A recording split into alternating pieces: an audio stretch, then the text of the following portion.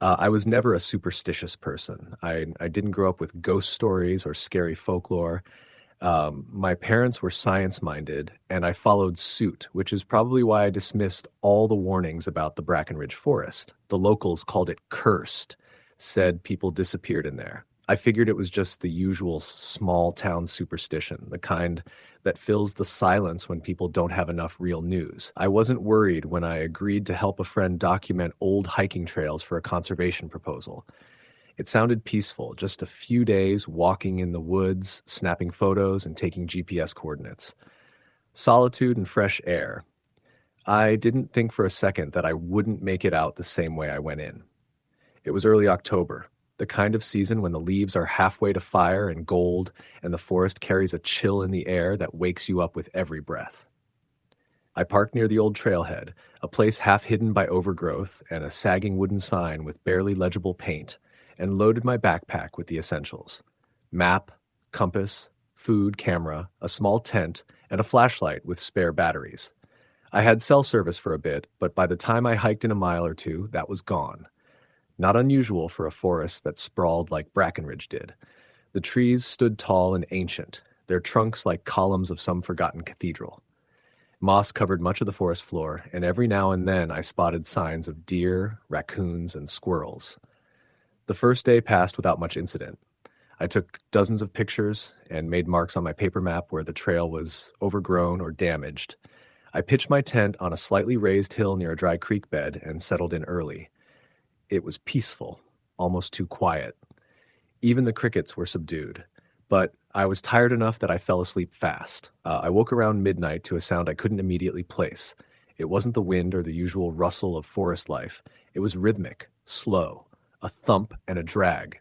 Then again, thump, drag. I froze, heart suddenly hammering. My ears strained against the silence that followed, and I almost convinced myself it was a branch falling or some animal moving awkwardly. But then it happened again, closer this time. I held my breath. Whatever it was stopped just outside my tent. I heard the distinct sound of something sniffing, deep and wet, like it was drawing the scent of me through the thin nylon. Then, nothing. I didn't move. I didn't make a sound. I must have stayed that way for an hour, and finally sleep pulled me back under in a state of strained exhaustion. When I woke, it was morning. The air was still cold, but the light made everything seem less threatening. I told myself I must have dreamed the whole thing. The forest was known for playing tricks on people. I packed up and moved on, going deeper into the woods. The second night, I camped near the ruins of an old logging station, just a few collapsing structures, barely more than foundations with some stonework left behind. There were rusted nails in the wood and moss growing over everything. I didn't like it, but the terrain was flat, and I didn't want to keep hiking in the dark. That night, the sounds returned. First, it was the crunch of leaves, slow, deliberate. I turned off my flashlight and sat in the dark, heart racing. Then came the breathing. Not close, but not far either. I couldn't see anything outside, but something was circling me. I thought about shouting, but the instinct to stay quiet overrode everything. And then, very faintly, I heard a whisper. It wasn't clear. It wasn't a word, but it had the cadence of speech, the texture of someone speaking just beyond your comprehension. Then, silence. I didn't sleep the rest of the night. As soon as the sun rose, I packed everything up and decided to head back.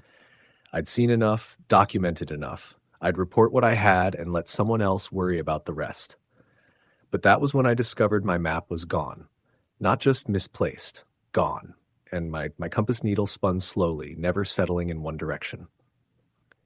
Panic set in fast. I walked in the direction I believed was the trail, but after several hours, I found myself back at the logging ruins. I should have never returned to the same place. I had walked in a circle without realizing it. I screamed in frustration, cursed the forest. Then I noticed something carved into one of the mossy stones. I hadn't seen it before, and I would have. It was freshly etched, "Stay quiet." Just those two words. I didn't sleep that night. I stayed awake, clutching my flashlight and a knife I had packed more out of habit than need. The forest was alive with strange sounds, creaking trees, far-off voices, the occasional sudden snap of twigs. Every time I heard something too close, I turned off the light and froze. Morning came like a mercy. I tried walking again. No map, no compass, just using the sun and memory. I followed what I thought was a path, but it twisted in ways I didn't recall, and every time I thought I was making progress, something seemed off. The birds stopped singing, the breeze vanished. The silence felt too dense, like it had weight. I started seeing shapes in the trees, figures just beyond clarity, watching, not moving, not approaching, just there. Always a bit too far to make out, always near enough to feel. I called out once, and the sound of my own voice was so foreign and loud in that place, I regretted it instantly. That night, I decided not to camp. I climbed a tree instead, about 10 feet up to keep myself off the ground. It felt childish, but I couldn't shake the sense that something was coming closer each night. I tied myself to the trunk with my backpack straps and waited in the dark. Around 2 in the morning, I heard someone walking through the underbrush, slowly. The thump drag sound was back. Then I saw it. Not clearly, more like an outline, backlit by the sliver of moonlight cutting through the canopy. Tall, too tall. Thin in some places, swollen in others. Its movements were jerky, like someone trying to remember how to walk. It didn't look up, but I could feel it was aware of me. It stopped at the base of the tree. I held my breath so tightly my chest ached.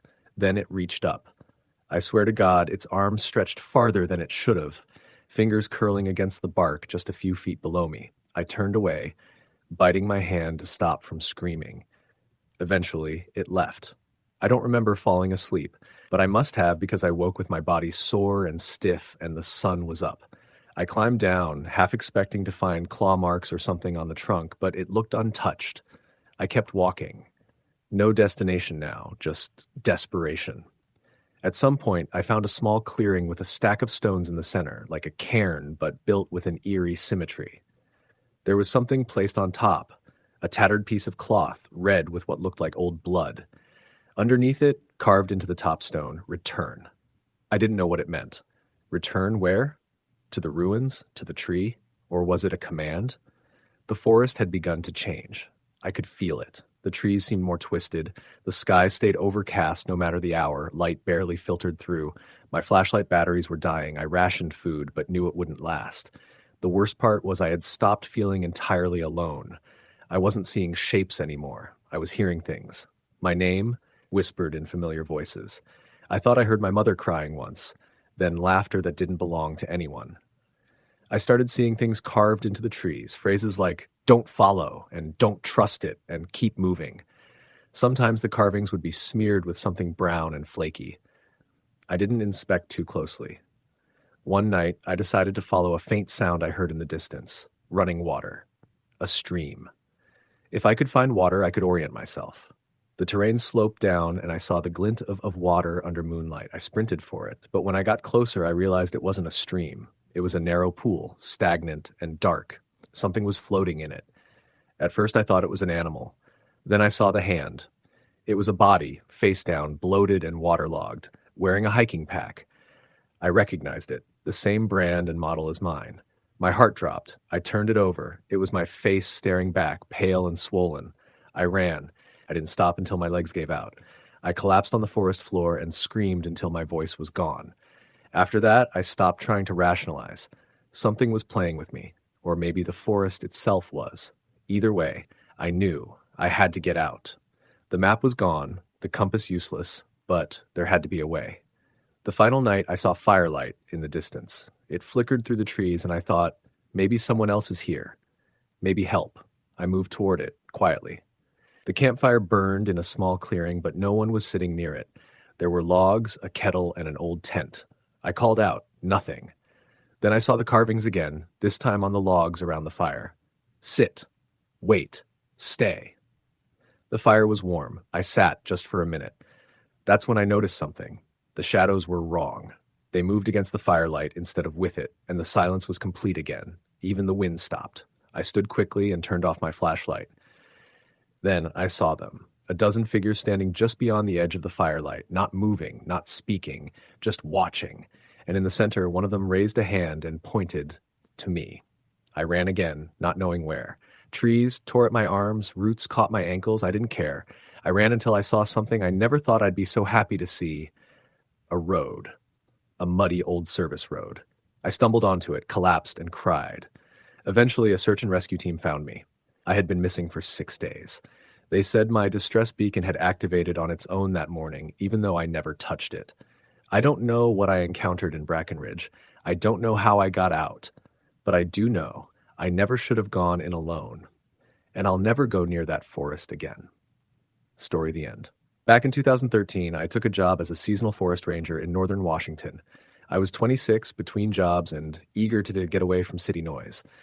The job promised months of solitude, clean air, and long hikes. I got stationed at an old ranger outpost in the Okanogan-Wenatchee National Forest, 2 hours from the nearest town, and deep enough in the woods that the only access was by dirt road, most of which was washed out and overgrown. The cabin I was assigned to wasn't much, just a one-room structure with a tiny bed, wood stove, and a desk facing a window. It had a generator that I used sparingly and a two-way radio for emergencies. Cell service was a myth up there. I'd check trail conditions, mark fallen trees, ensure no one was camping illegally, and most days just patrol long stretches of trail with nothing but the sound of wind through the trees. During my first 2 weeks, everything went smoothly. Days were filled with hiking and occasional check-ins with hikers. Nights were eerily quiet. No hum of traffic, no distant sirens, just the rustle of animals and the groan of tall pines. I thought I'd found paradise. Then something changed during my third week. It started with noises at night, not the usual forest noises. These were deliberate, slow, crunching footsteps in the underbrush near the cabin. At first, I assumed it was deer, or maybe a black bear. But animals don't walk in circles. That's what it sounded like, someone slowly pacing around the cabin, circling it in deliberate, measured steps. I'd turn off my lantern and listen, heart pounding. The steps would stop when I moved. I told myself it was just my imagination. The next night, it happened again. I stayed still in bed, listening. I heard breathing, low and raspy, just outside the window. I jumped up and grabbed my flashlight, yanked open the door, and shined the beam into the trees. Nothing. But the air was heavy with something I couldn't describe, like tension, like someone had just been there and slipped away a second before. I radioed the ranger station in Chelan the next morning and asked if anyone had reported suspicious activity. They told me no, and reminded me that poachers sometimes roamed the area. "Keep your sidearm close," the voice crackled through the static. I kept my .38 revolver on the desk after that. A few days passed without incident. Then, while hiking a remote trail I hadn't yet inspected, I found something odd. There was a large tree that had been stripped of all its bark from base to about 6 feet up. Deep scratch marks ran in long parallel lines up and down the trunk, too clean and too high for any local animal. Nearby, I found a circle of stones with old ash in the middle. Someone had built a fire. There were also scraps of bone, animal I hoped, and what looked like fabric. A torn piece of denim, maybe from a jacket. There were no boot prints, though. That's what got me. The forest floor was soft and damp. If someone had walked here recently, there should have been tracks. I noted it in my log and flagged the site for follow-up. I didn't sleep well that night. The next morning, I found something sitting on the cabin's front step. It was a small bundle wrapped in leaves, tied together with a strip of that same denim. Inside were bones. Tiny ones. Maybe bird bones, but they were arranged in a little shape, like a stick figure, arms and legs spread. Its head was a round stone with a hole through the middle. I threw it into the woods and locked the cabin door, even though I was miles from anyone. I didn't patrol that day. I stayed inside, gun on the table, eyes fixed on the window. Around midnight, the radio crackled. It was faint at first, like static mixed with wind. I leaned closer. Through the noise, I heard something that made my skin crawl. Breathing. Heavy and slow, like someone standing right over the microphone. Then a voice whispered, "You shouldn't have come here." I froze. I pressed the button and said, "Who is this?" Static. I repeated, "Identify yourself. This is a ranger station." More static. Then the same voice, distorted and low. "You're not alone." I turned off the radio. My heart was pounding so hard I thought it might burst. I didn't sleep at all. I sat up with my gun, lantern burning low, until the sky turned gray with morning. I hiked back to that tree the next day, hoping to find something I missed. The circle of stones was still there, but the bones were gone. And the barked tree looked different. There were new scratches, fresh. And this time there were markings etched into the wood. Not letters. symbols like runes or something, crudely drawn but purposeful. I snapped photos with my phone, even though I had no signal, and backed out fast. When I returned to the cabin, the front door was open. I know I locked it. I had double-checked it when I left. Inside, everything was the same, except for one thing. On the desk next to the radio was the little bone figure I had thrown into the woods. It was sitting upright, propped against my field notebook, and its stone head was turned toward the bed. I left that night. I didn't even wait for daylight. I packed a bag, left the generator running, and started down the dirt road in the dark. I had a headlamp, my revolver, and a knife. The forest was silent. No insects, no wind, not even the usual owl calls, just a thick, unnatural silence that seemed to press on my ears. About 2 miles in, I heard a sound behind me, something big crashing through the trees. I stopped. Whatever it was stopped too. I waited. Then it moved again. Closer. I ran. I don't know how far, maybe a mile, before I had to stop and catch my breath. My legs were shaking and my chest burned. I turned off my light and listened. The crashing was gone. But then I heard something else. Whistling. A slow, tuneless whistle coming from deep in the woods to my left. I can still hear it in my head now, years later. It wasn't a melody. It was just aimless. Like someone was lost and pretending not to be. I backed away, keeping my eyes in that direction, and continued walking. I didn't stop again until I reached the trailhead where my truck was parked. The truck wouldn't start. The key turned, the engine clicked, but nothing. The battery had juice. Headlights came on, but the engine was dead. I cursed and banged the wheel. That's when I saw it. In the rearview mirror, a figure standing just beyond the tree line. I thought it was a trick of the light, but it moved. Just a step forward. Then another. Slow and jerky, like it didn't quite understand how to walk. My blood went cold. I started the engine again, begging it to turn over. It didn't. The figure stepped closer. I could make out its shape now. Tall, gaunt, arms too long, dangling past its knees, its head tilted to the side like it was broken at the neck. No face, just a flat surface like bark or cloth stretched over bone. I slammed the horn. It didn't react. Then the engine sputtered. Once, twice, then roared to life. I threw the truck into drive and tore out of there, not looking back. I didn't stop until I hit the lights of Chelan. I quit the next day.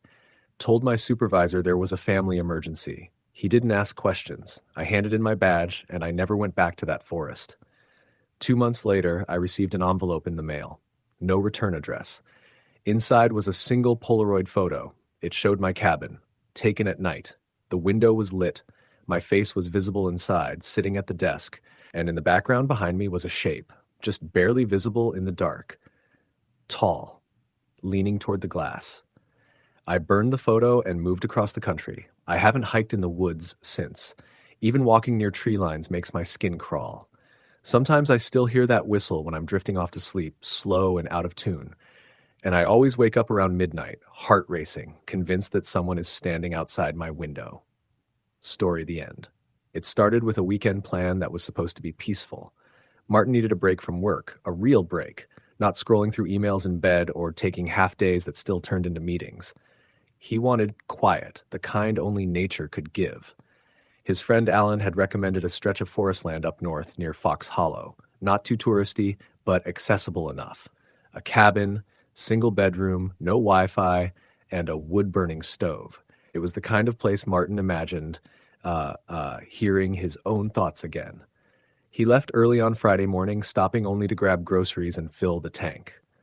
The roads grew emptier the farther he got, winding between pine trees and rocky slopes. Cell service blinked out 2 hours before he reached the dirt road leading into the forest. The last few miles were slow, the tires crunching over gravel and kicking up dust. He passed an old rusted sign nailed crookedly to a tree, Tanner's Trail, but didn't think much of it. The cabin was nestled in a clearing just off the trail, surrounded by trees so tall and thick they blocked most of the sky. It looked like something out of a different time, weathered wood, stone chimney, and no sign of anyone else for miles. He unlocked the door, stepped inside, and was instantly wrapped in stillness. A thin layer of dust clung to the windowsills, but otherwise, the place looked lived in, just not recently. A few dishes in the sink, logs stacked by the stove, an oil lamp on the table. He unpacked, cracked open a beer, and sat on the front step as the sun started to lower. The temperature dropped quickly in the forest, and a deep quiet settled over the clearing. No cars, no hum of electronics, just wind moving through trees, the occasional crack of a branch, birds calling from far away. That first night, he fell asleep easily. The kind of sleep he hadn't had in years, deep and uninterrupted. But sometime around 3 a.m., he woke up. Not startled, just suddenly alert. The room was cold. The stove had gone out. As he sat up to throw another log in, he thought he heard footsteps outside. Not animal footsteps. These were paced, heavy, deliberate, like someone walking slowly around the cabin. He stayed still, listening. The footsteps stopped, then picked up again, shifting direction. They moved past the front porch toward the back. Martin crept to the window, heart suddenly pounding, and peered through the dirty glass. Nothing. Just trees and darkness. He stood there for minutes, watching, waiting. Then, just before he turned away, he saw it. A figure. Standing still just far enough that the details were lost in shadow, but close enough to make out the shape of a man. Not moving, not speaking, just standing. Martin backed away from the window, pulse thudding in his ears. He didn't have a weapon, not even a decent knife. There was no cell service, no nearby neighbors. He went to the door and double-checked the lock, then pulled the curtains closed and waited. Eventually, he convinced himself it had to be a hiker or a lost hunter. It wasn't totally impossible, right? He fell asleep near dawn, sitting in the chair by the stove. The next morning, he stepped outside slowly, scanning the tree line. No footprints, no signs anyone had been there. Just frost on the grass and birds moving high above. He shook off the fear, made coffee, and went for a walk down the trail. The forest was beautiful, and after a while, the nerves wore off.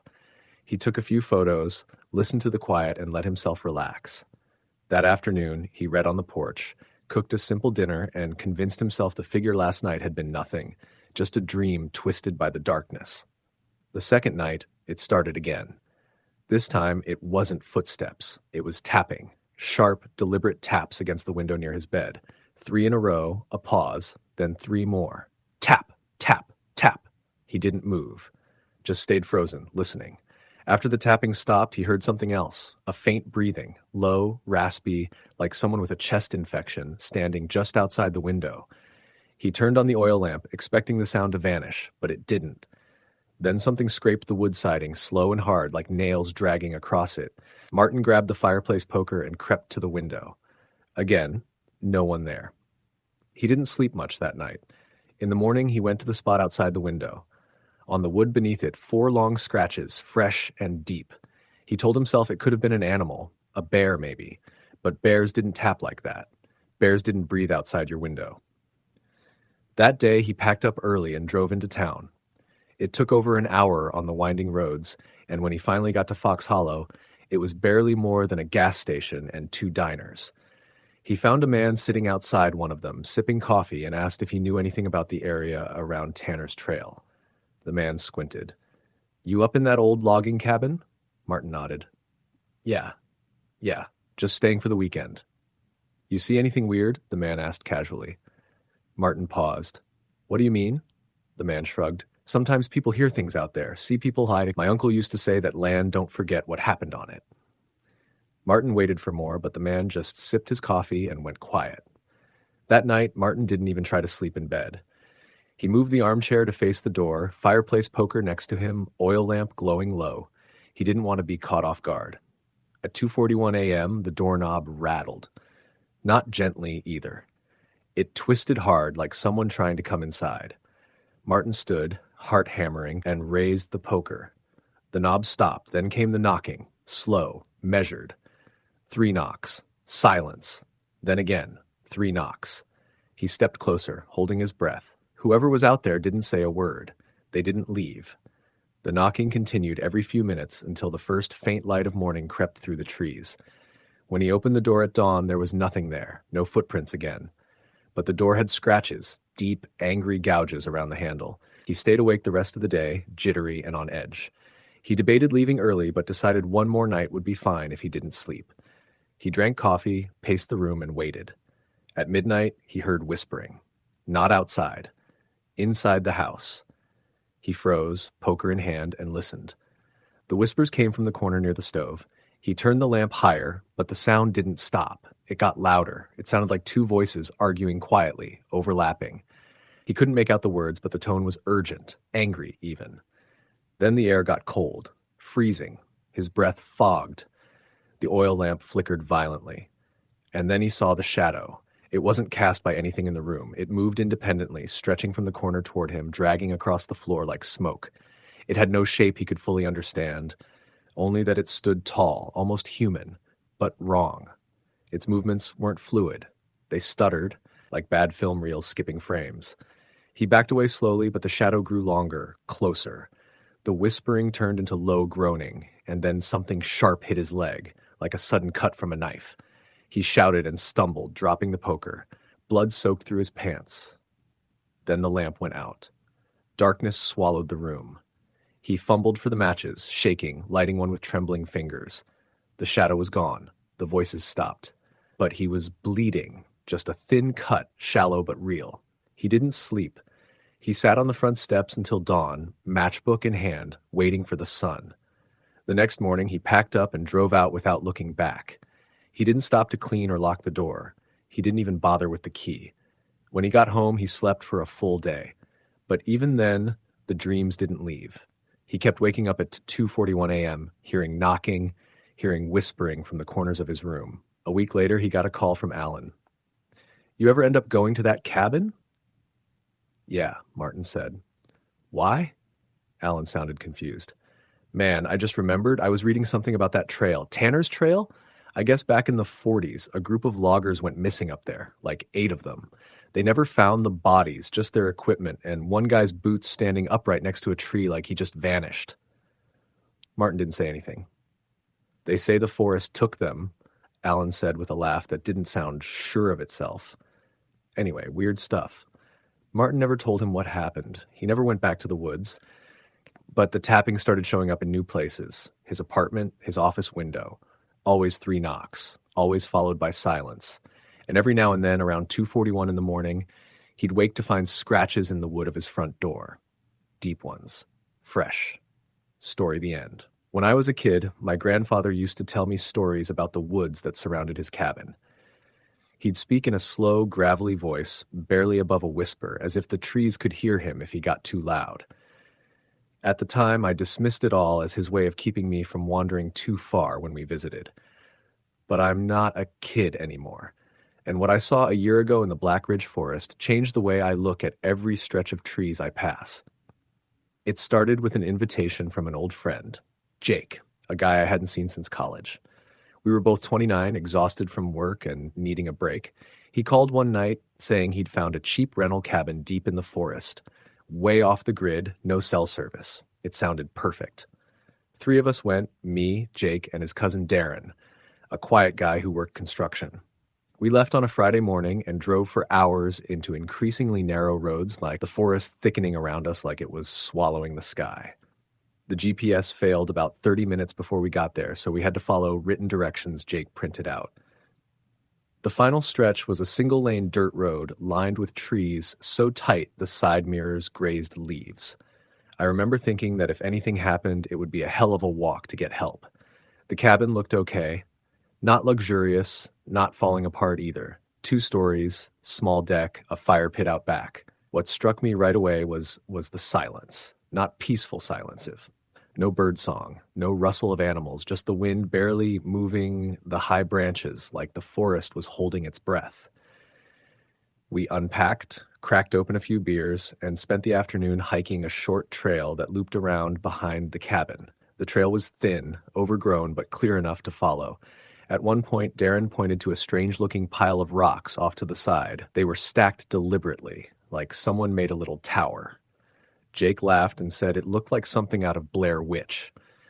We joked about cursed forests and serial killers, but nobody touched the rocks. That night, we built a fire. The air was cool and the beer flowed easily.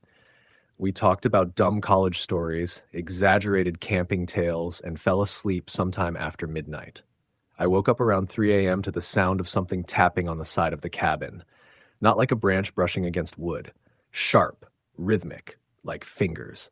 I sat up, heart thudding, and listened. Tap, tap, tap. It stopped for maybe 5 minutes. Then it started again, this time on the window behind me. I didn't move. I just stared straight ahead, listening. I thought maybe Jake or Darren was playing a prank, but no one laughed. Then I heard the floor creak in the hall, and I thought one of them was up. I called out quietly, "Jake?" But no answer. The tapping stopped again. In the morning, I asked them if either of them had been up during the night. Both of them swore they hadn't. Jake even looked annoyed, like I was accusing him of something. Darren looked more confused than anything. "I thought I heard someone walking outside around 3, he said, "but I figured it was one of you guys." We tried to brush it off. Just the sounds of old wood and maybe an animal brushing against the wall. That's what we told ourselves, at least. But all of us felt different that morning, like we were hungover without having drunk much. Groggy, irritable, quiet. We went hiking again, farther this time. Darren brought a small hunting knife, not because we expected trouble, but because it made him feel better. I started noticing things that hadn't bothered me the day before. More rock stacks, every one a little different, but all around knee height and carefully balanced. They were on both sides of the trail now, like some set way back into the brush. Jake tried to kick one over, but as soon as he got close, a twig snapped loud in the forest, and he jumped back like he'd touched a live wire. "It's nothing," he said, laughing nervously. "Squirrel or something." We turned back soon after. None of us said it, but it was like we were being watched. That oppressive silence again. No birds. No wind. That night it got colder. We built another fire, but the wood burned slow and low, like it was damp even though it hadn't rained. We sat in silence, barely talking, wrapped in jackets. Around 10 p.m., Darren pointed to the trees. "You guys see that?" I followed his gaze. Just beyond the tree line, maybe 30 feet away, was a pale figure.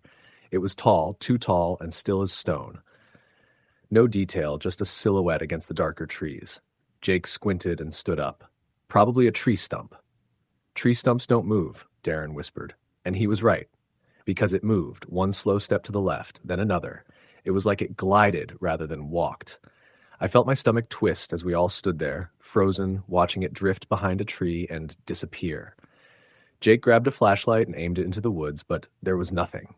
No footprints. No broken brush. Nothing. We locked the cabin door that night. All of us slept downstairs in the living room close together. We didn't talk, just lay there, listening. Around 2 a.m., we heard scratching at the door. Soft at first, then louder, then pounding. Darren stood up and gripped his knife. Jake held a fire poker. I sat there, too afraid to breathe.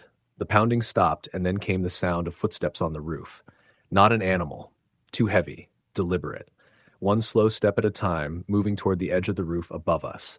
We sat there until sunrise, unmoving. In the morning, we found no prints, no damage, but something had left muddy streaks on the windows. 5 long finger marks, dragged downward, too high for any of us to have reached without a ladder. We packed that day. We didn't even discuss it. We just threw everything in the car and drove.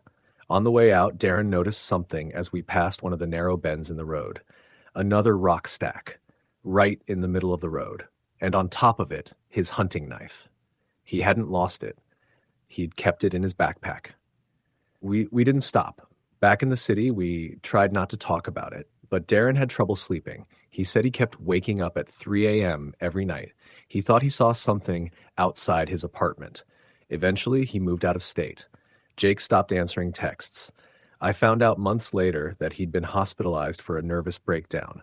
As for me, I've never gone back to the woods, not even for a day hike, because now I believe what my grandfather said.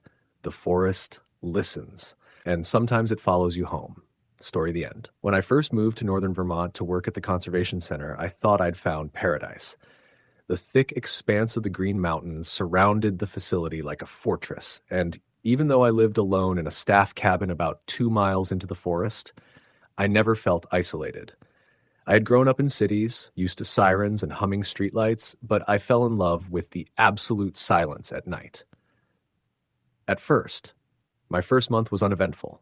I spent most days clearing trails, tagging wildlife for studies, or filling in reports.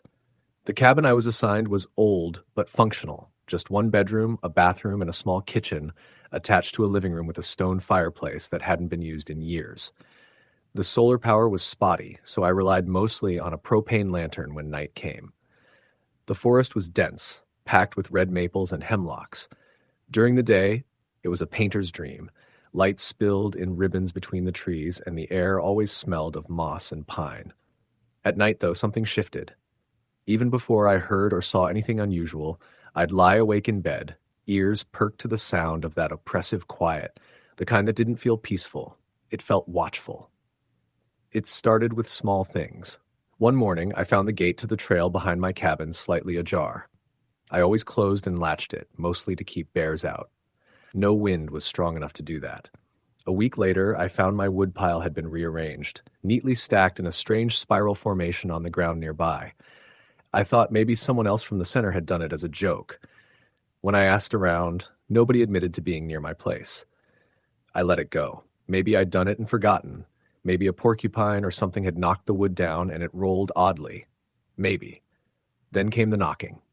It was a calm Thursday night.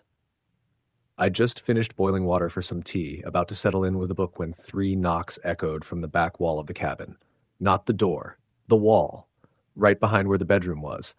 Not like a tree branch brushing the siding. These were deliberate, spaced-out knocks.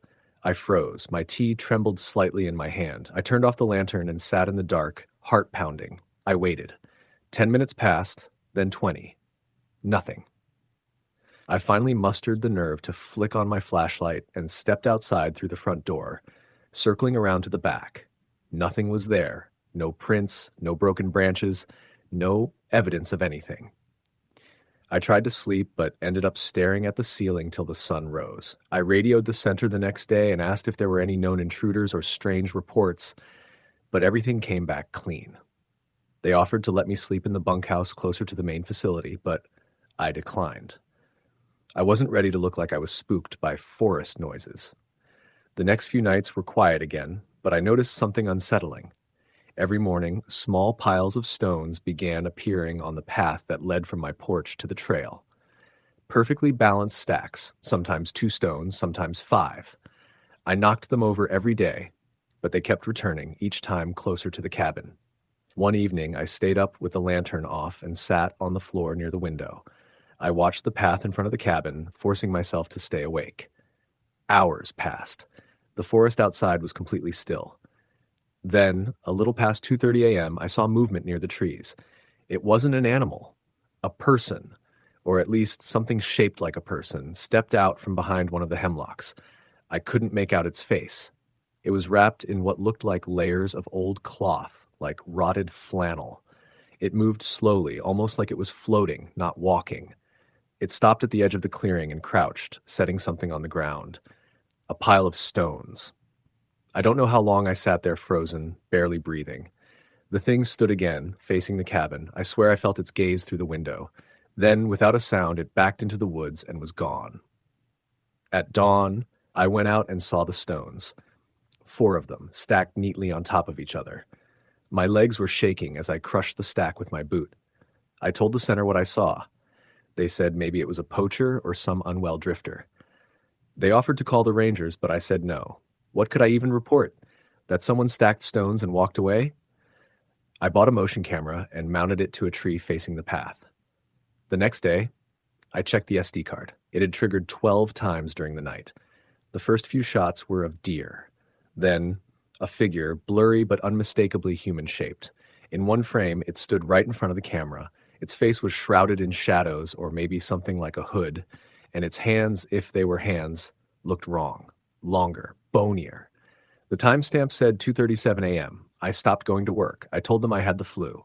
I stayed inside the cabin with the doors locked, barely eating. Each night, more knocks came, sometimes from the back wall, sometimes the window, sometimes even the roof.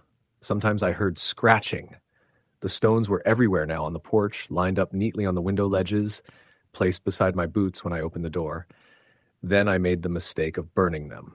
I don't know why I did it. Maybe I thought destroying them would send a message. Maybe I just snapped. I dumped every last stone into the fire pit out back, poured lighter fluid, and set them ablaze. That night, I didn't just hear knocking. I heard screaming. It wasn't human, not quite. It was like a long, stretched-out wail, starting low and rising to a pitch that hurt my ears. It circled the cabin, first from the left side, then the back, then the roof. It didn't stop for hours. I pressed myself into the corner with a knife in my hand, but I knew if whatever it was wanted to get in, the knife wouldn't help. The next morning, I found deep gouges on the wooden door, 3 parallel slashes that cut deep into the grain. I found the ashes from the stones scattered across my bed, though the window had never been opened. That was the moment I knew I couldn't stay. I packed a bag and drove down the logging road in my old truck, not stopping until I reached a gas station almost 60 miles out. I called the center and told them I was leaving. They didn't argue. I moved back to Massachusetts, to the city. The sirens are constant and the neighbors are loud, but I sleep with my windows closed, blinds drawn, and lights on. I left the forest behind. At least, I thought I did. Last week, I came home from work and found a single small pile of stones on my doorstep. 4 of them, stacked neatly, perfectly balanced. No note, no prints. I smashed them and swept them away. 2 nights ago, I heard a knock on my bedroom window. I live on the 3rd floor. Story the end. The wind had a strange sound in the forest behind our cabin, less like leaves rustling and more like whispers darting through the branches. My cousin Daniel and I had been coming up to the family cabin in upstate New York since we were little, but that summer, something about the place felt off. Maybe it was the fact that the trailheads seemed slightly different, or that the old man who ran the general store wouldn't look us in the eye when we said we were staying near Linwood Forest. Or maybe it was that feeling I had at night, like someone was watching us through the trees. The cabin was isolated. No cell service, no Wi-Fi, and no nearby neighbors. It was the kind of place where silence settled deep, and even a squirrel scurrying across leaves could jolt your nerves. We got in around noon on a Saturday and spent the first couple of days hiking and building a fire pit out back. Daniel had a way of brushing off anything weird, always saying it was just the woods or a trick of light or my overactive imagination. But after the 3rd night, even he started acting differently. It started with scratching, faint at first, like a raccoon maybe, brushing against the side of the cabin. But when we checked, nothing was there. No paw prints, no disturbed ground, nothing. The 2nd night, it was louder, longer, like something was dragging along the wooden siding. I stayed up, staring out the window with a flashlight, but I didn't see a thing. On the 3rd night, the scratching stopped. Instead, we heard someone walking just beyond the tree line, slow, deliberate steps, and then a knock on the back window. We froze. Daniel looked at me from across the room, the color drained from his face. Neither of us moved. There was another knock, 2 this time, sharp and spaced apart. We didn't look. We didn't check. We just sat there, wide-eyed, waiting for the sun to rise. When it finally did, we ran outside. There were no footprints in the soft dirt under the window. But when we looked closer, the glass had a single smudge on it, 3 long, pale fingerprints. We told ourselves it was a prank, maybe a hunter or someone messing with us. But we both knew it didn't make sense. The cabin was on private land, with no nearby houses for miles. And those fingers, they were longer than they should have been, spaced oddly, like they didn't belong to a person at all. We should have left then, but something kept us there. Stubbornness, maybe, or curiosity, or just the hope that if we stayed in the light, nothing could happen. That afternoon, we hiked deeper into Linwood Forest than we ever had before, trying to distract ourselves. The trees were dense, the paths overgrown, and there was a heavy stillness in the air. It was Daniel who found the strange circle. It was in a clearing about 100 feet off the main trail. At first, it looked like a campsite, rocks arranged in a rough ring. But the center was bare, almost too clean, like it had been swept, and around the edges were bones.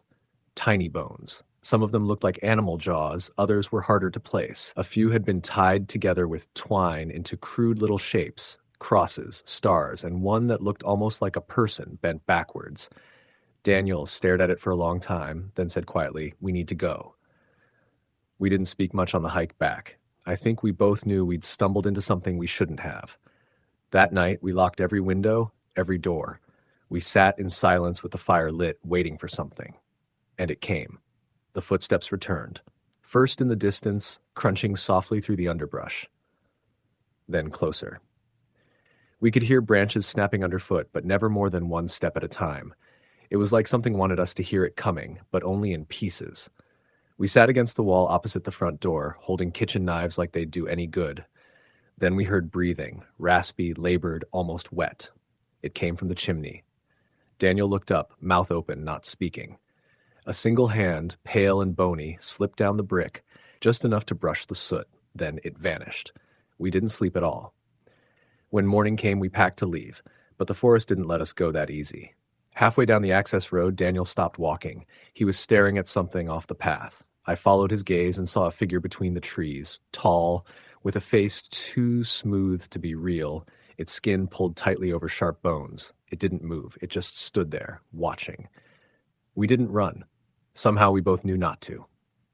We just walked faster, our breath shallow, hearts hammering. When we reached the truck parked at the base of the trail, we jumped in and didn't look back. We made it to the highway and thought we were safe. We didn't talk about it much after that, just vague references, like that time at the cabin or whatever that was. But I never went back. Daniel did once, a year later. He said he needed closure. He was gone for 2 days. When he came back, he wouldn't tell me what happened. But his eyes looked hollow. He stopped sleeping. He moved back in with his parents, got rid of his phone, quit his job. Then, 2 weeks later, he vanished. I was the last one to see him. He came to my apartment, stood at the door for a long time before knocking. I opened it, and he looked like he hadn't eaten in days. He said only one thing. It followed me. I never heard from him again. The police found his car abandoned at a trailhead near Linwood Forest. His backpack was still in the trunk, but the keys were missing. They searched for weeks, but nothing ever turned up. Sometimes at night, I still hear scratching, and now I live in the city in a 4th-floor apartment with no trees for miles. But I swear when it's quiet, when the wind moves just right, I can hear footsteps above me. In the attic. I tried to forget. I tried to tell myself it was all just fear, just our minds playing tricks on us, but deep down I know the truth. There's something in Linwood Forest, and it never forgets. Story the end. The wind was soft but persistent that night, brushing through the tops of the pine trees like it was searching for something. Leaves rustled above, though the forest floor lay still beneath the blanket of needles, moss, and silence. David stood at the edge of a narrow dirt path deep in the Maine wilderness, the kind of place that didn't show up on GPS maps. His boots crunched gently on the soft ground as he scanned the tree line ahead. It was his 3rd solo hiking trip that summer, and he had grown to love the serenity of the woods. But tonight, for reasons he couldn't explain, the forest felt different. He'd set out that morning from his car, parked miles back off an old logging road. The plan was simple. Hike out about 10 miles, make camp, and hike back the next day. He'd done it before in other parts of the state, sometimes more miles, sometimes less. But this trail was new, less traveled. That was the draw. No people, no voices, just him and the trees.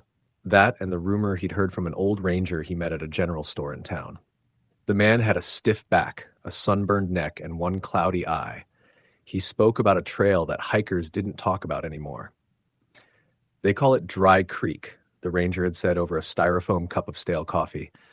Runs through a hollow about 20 miles from here. Beautiful, sure, but strange things happen there. People say they get turned around, lose time, see things. Never any proof, but enough stories that folks stopped going. David had brushed it off. Stories like that were half the reason he came out to places like this. He never expected anything truly dangerous, just nature and the calm solitude that came with it.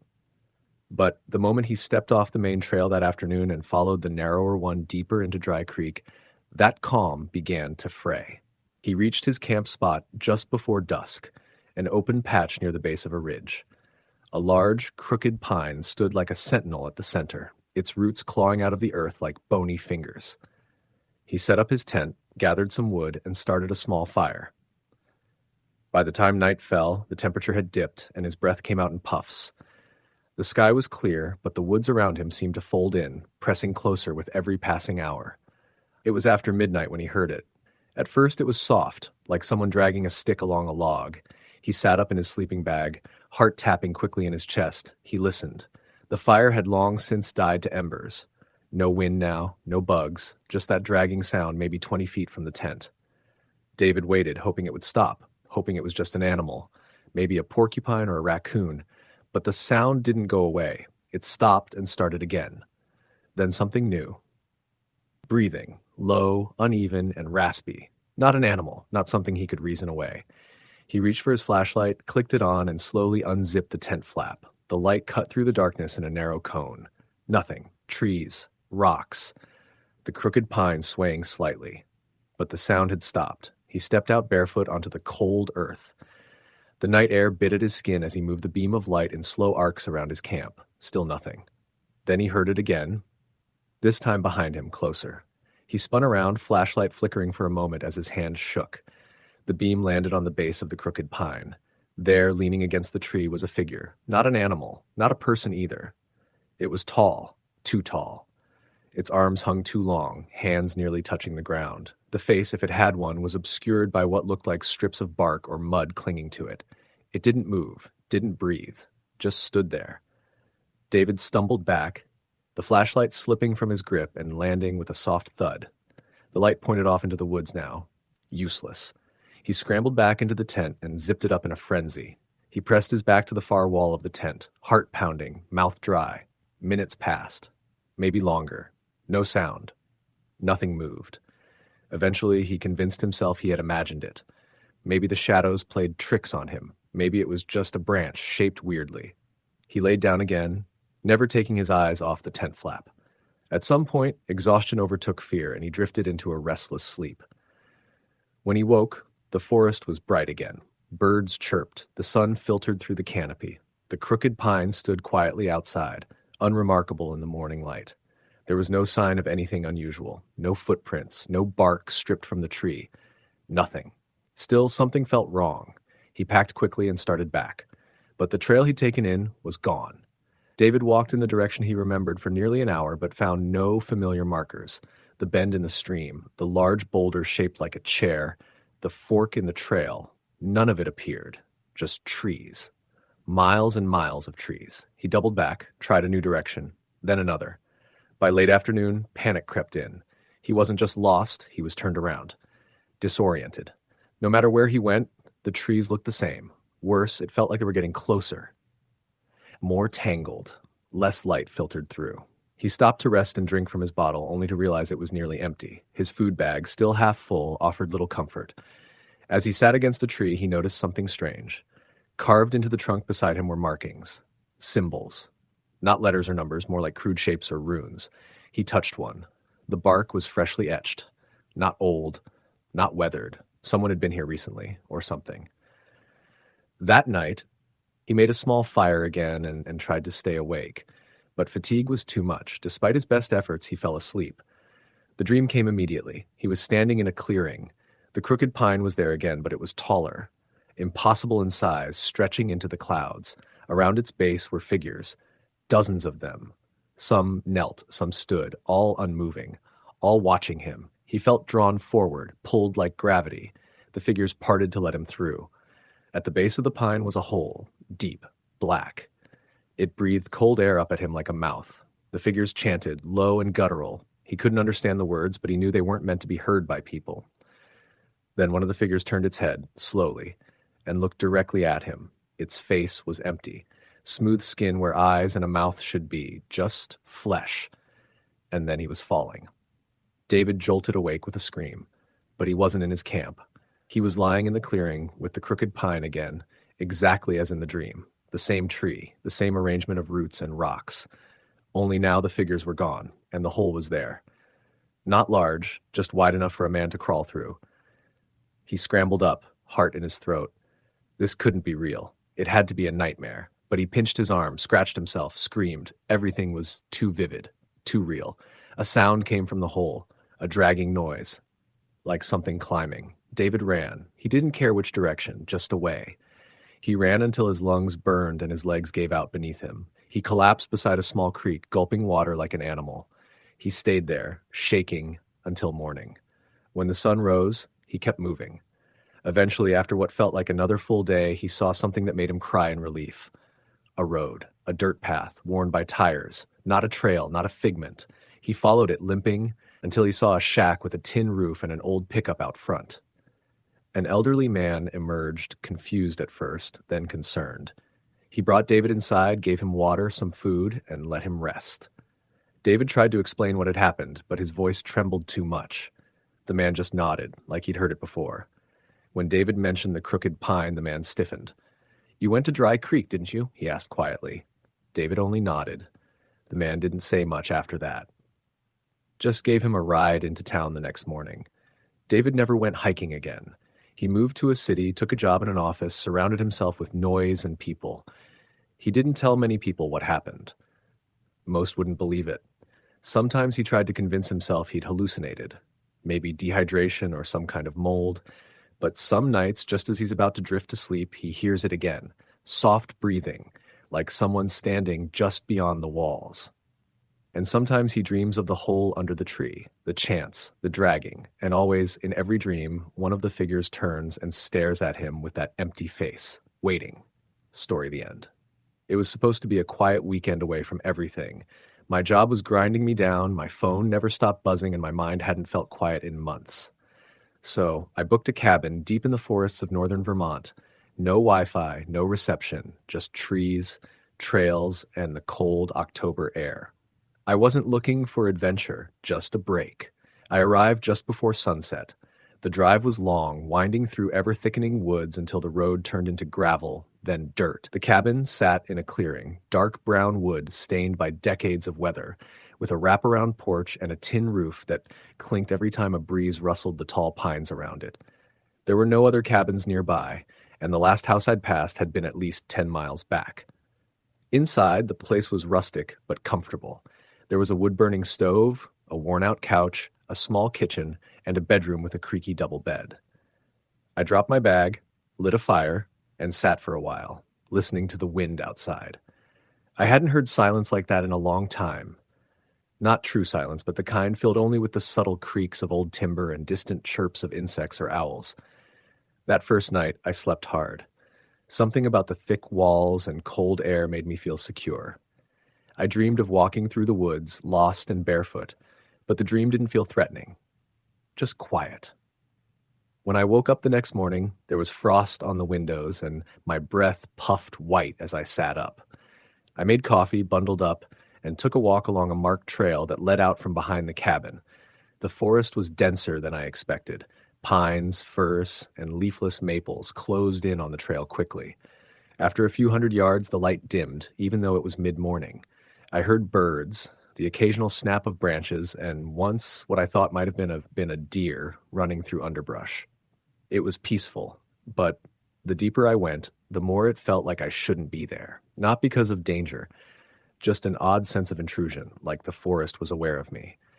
About 2 miles in, I saw something odd. There was an old tree, huge, the kind you only see in nature documentaries. Massive trunk, gnarled roots that snaked into the earth like veins. On the bark, someone had carved what looked like a spiral, maybe with a knife or chisel. The carving was weathered, but clearly deliberate. I circled the tree once, looking for other marks. I found more spirals on nearby rocks and a fallen log. Maybe someone had been marking a trail, but the symbols didn't point in any direction. They were just there. I didn't like how it made me feel, so I turned back. That night, I couldn't sleep. I kept hearing something, faint at first like a whisper or a breath, coming from outside the cabin. I tried to write it off as wind, or maybe an animal walking through the brush. But it came and went, almost like it circled the house. I turned on the porch light, opened the door, and saw nothing but the tall trees and fog starting to rise off the damp ground. I stayed up until after 2 a.m., staring out the window, listening. In the morning, I found footprints near the porch. Not boot prints. Bare feet, human, long-toed with deep arches and a strange angle, like whoever left them was walking on the outer edge of their feet. The tracks led from the trees to the porch, stopped at the steps, then vanished. I stood there for a long time, just watching the tree line. I thought about leaving, packing up early, but it was possible someone had been hiking and got lost. Maybe a weird prank from a local. I tried to talk myself out of being scared. I spent the day in the cabin, reading, keeping the fire going. I didn't go back to the trail. That night I heard the whispering again. Louder. Closer. At around midnight, I heard knocking, not on the front door, on the side of the cabin, a slow, deliberate knock, 3 times. Then silence. I held my breath, listening. Nothing. Then another knock on the opposite side. I didn't know what to do. My phone was useless. I didn't even have a weapon, just a fireplace poker and a small knife I'd brought for cooking. I didn't go outside this time. I sat in the corner of the living room, staring at the dark windows, waiting. The knocking stopped, but something scraped along the outer walls. It sounded like nails or claws dragging across the wood. Then silence again. Eventually, exhaustion took over. I must have fallen asleep in the chair. When I woke up, it was still dark. I blinked at the clock on the wall. 4:12 a.m. I stood slowly, my legs aching. That's when I saw the handprint on the window. It was huge, pressed against the glass like it had been there for hours. 5 fingers, each too long, almost spider-like, smudged with something dark, dirt or something worse. The print trailed down the glass like it had slid down slowly, watching me. I backed away from the window. I packed my bag in less than 10 minutes.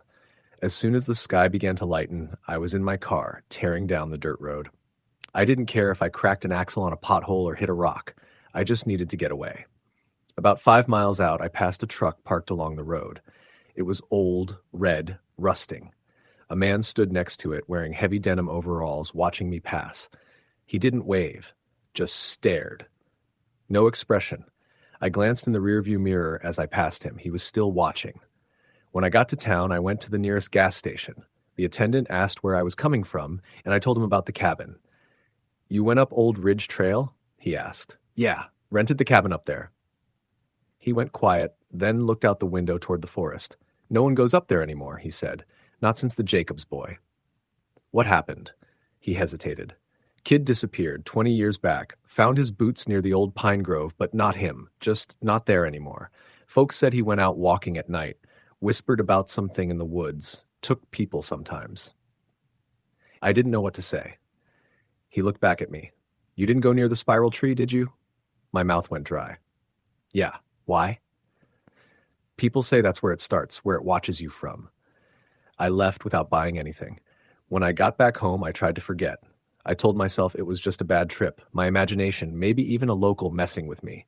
But a week later, I noticed something on my bedroom window, a handprint. Just like before. I live on the 3rd floor. I haven't slept much since. Story the end. It started with a call from my cousin Erin on a muggy August afternoon. Her voice was unusually chipper, and I knew something was up. Erin never called me just to chat. She was always trying to drag me out of the city and into one of her weekend nature escapes, something I usually found excuses to avoid. But this time was different. She mentioned a remote forest reserve she'd found online, someplace out near the Pennsylvania-New York border, not even marked properly on Google Maps. She claimed it was pristine, quiet, and totally isolated. A perfect spot to get away, disconnect, and, as she put it, reset. I was worn down. Work had been eating me alive, and I hadn't had a real break in over a year. The idea of no cell service, no meetings, and no emails sounded like a dream. So I agreed. We made plans for that weekend. Erin had already rented a cabin deep in the woods, run by a small family business that didn't even have a proper website, just a phone number and some grainy pictures on an outdated blog. The drive took us almost 7 hours. As we left the highways behind and dove deeper into the back roads, the trees grew thicker, darker. Cell service disappeared somewhere along Route 92, and the GPS struggled to keep up. We arrived at the cabin around 6 p.m., the sky already starting to dim. The place was modest, a single-story wooden structure with a slanted tin roof, one front porch light, and a tiny chimney that looked like it hadn't been used in years. There was no power grid here. The cabin ran on solar panels and a backup generator. The man who greeted us, Caleb, looked like he'd lived in those woods his entire life. He was thin, leathery-skinned, wearing worn flannel and boots caked with mud. He didn't say much. Just handed Erin the keys, gave us a crude hand-drawn map of nearby trails, and warned us not to go too far after dark. "The woods here don't like people wandering too deep," he said with a strange kind of flatness. Erin laughed it off. I tried to. We spent that first evening unpacking, lighting candles, and making simple food over a propane stove. The air was filled with the scent of pine, damp earth, and something faintly metallic. The silence out there was so complete, it was almost disorienting. No sirens, no car horns, no voices. just the occasional chirp of frogs or the rustle of leaves. The first night was uneventful, except for the dreams. I'm not usually someone who remembers what I dream, but that night it was vivid. I was walking alone through the forest. The trees were impossibly tall, bending inward like a tunnel, and the deeper I walked, the more muffled everything became, like I had cotton in my ears. Then ahead of me, there was something standing between the trees. I couldn't see its face, only its shape. It was tall, human-like, but wrong. Its limbs were too long, fingers too narrow, head slightly tilted. I froze. It raised one hand and pointed at me. I woke up in a cold sweat just before dawn. Erin was already up when I went into the kitchen. She looked pale, distracted. I asked if she slept well, and she shrugged. Had a weird dream, she said, not going into detail. We brushed it off and decided to hike one of the easier trails Caleb had marked. We stuck to the path, made plenty of noise, and even laughed a bit.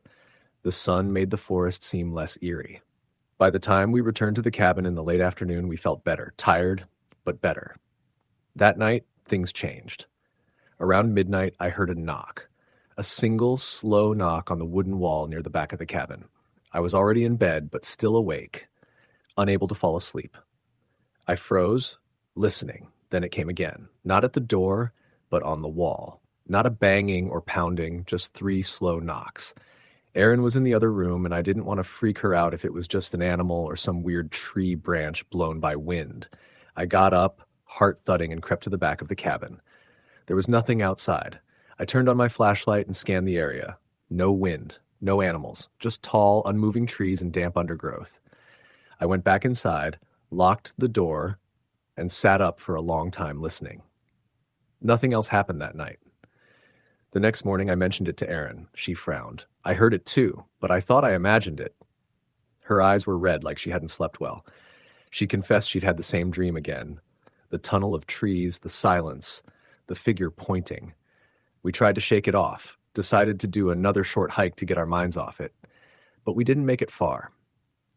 Less than half a mile into the woods, we found something that stopped us cold. It was a pile of rocks, not natural, stacked deliberately. 5 or 6 small stones balanced in a narrow column. Around it were symbols etched into the dirt, roughly circular. It wasn't just one, there were several piles nearby, spaced out unevenly, all with similar symbols drawn around them. Erin took a step forward, but I grabbed her arm. Something about it felt off, like we weren't supposed to be seeing it. She nodded, and we backed away. Neither of us said much on the walk back. That night, the knocking returned, this time at the window beside the front door. I was dead asleep when I heard it, 3 slow taps. Then nothing. Then again, tap, tap, tap. I sat up and called out to Erin, but she didn't respond. I walked into her room. She was standing at the window, not moving. "Erin," I whispered. She turned slowly. Her face was blank, almost dazed. "It's watching," she said. I pulled her away and snapped her out of it. She blinked like she was coming out of a trance, then looked at me with wide eyes and started crying. We didn't sleep the rest of the night, just sat in the main room, a candle burning between us, both gripping the handles of the hunting knives we'd found in the cabin's supply drawer. The forest outside was quiet, too quiet. At dawn, we packed our things. We didn't care about the remaining days of the rental. We just wanted out. But when we reached the car, we found all 4 tires slashed, clean, even cuts. Not the work of animals. We didn't hear anything during the night. Whoever did it had been careful.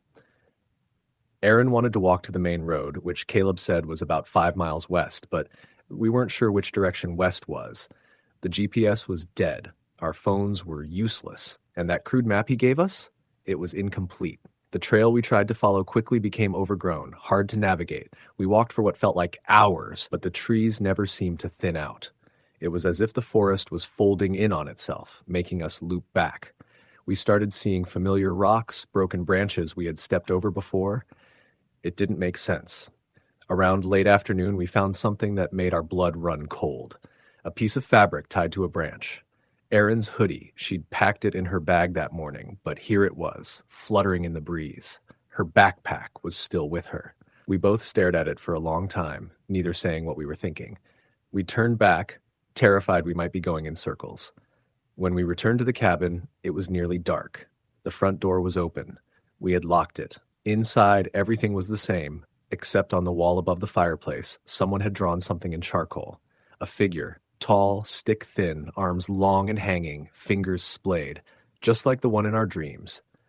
Beneath it, scratched into the wood, was a single word: stay. That night was the longest of my life. We barricaded the doors and windows as best we could. The knocking came again from every side, sometimes soft, sometimes violent, and then at 3:13 a.m., silence. A long, complete silence. We didn't move, didn't breathe. Then the doorknob rattled. We didn't scream, we didn't speak, just stared at the door as it slowly turned once, twice, then stopped. We stayed frozen until dawn. When the sun rose, the door was still locked. No sign anyone had been outside. By some miracle, a pickup truck rolled down the path that morning. Another guest, or maybe one of the owner's relatives. When the man inside saw us, pale and shaking, he offered us a ride without asking questions. We didn't look back. Weeks later, back in the city, I tried to look up the cabin again. The listing was gone. The blog, deleted. I called the number we had used. It was disconnected. Erin and I don't talk about it anymore. But every now and then I dream of trees bending overhead and a figure in the distance, raising one long hand and pointing. Story, the end. The forest was silent in a way that felt unnatural, even for a late autumn night. Emma had driven for hours to reach the edge of the wilderness, craving the solitude she'd been missing since moving into the noisy city months ago. The woods promised peace, just her, the crackling campfire, and the steady rhythm of the wind through the trees.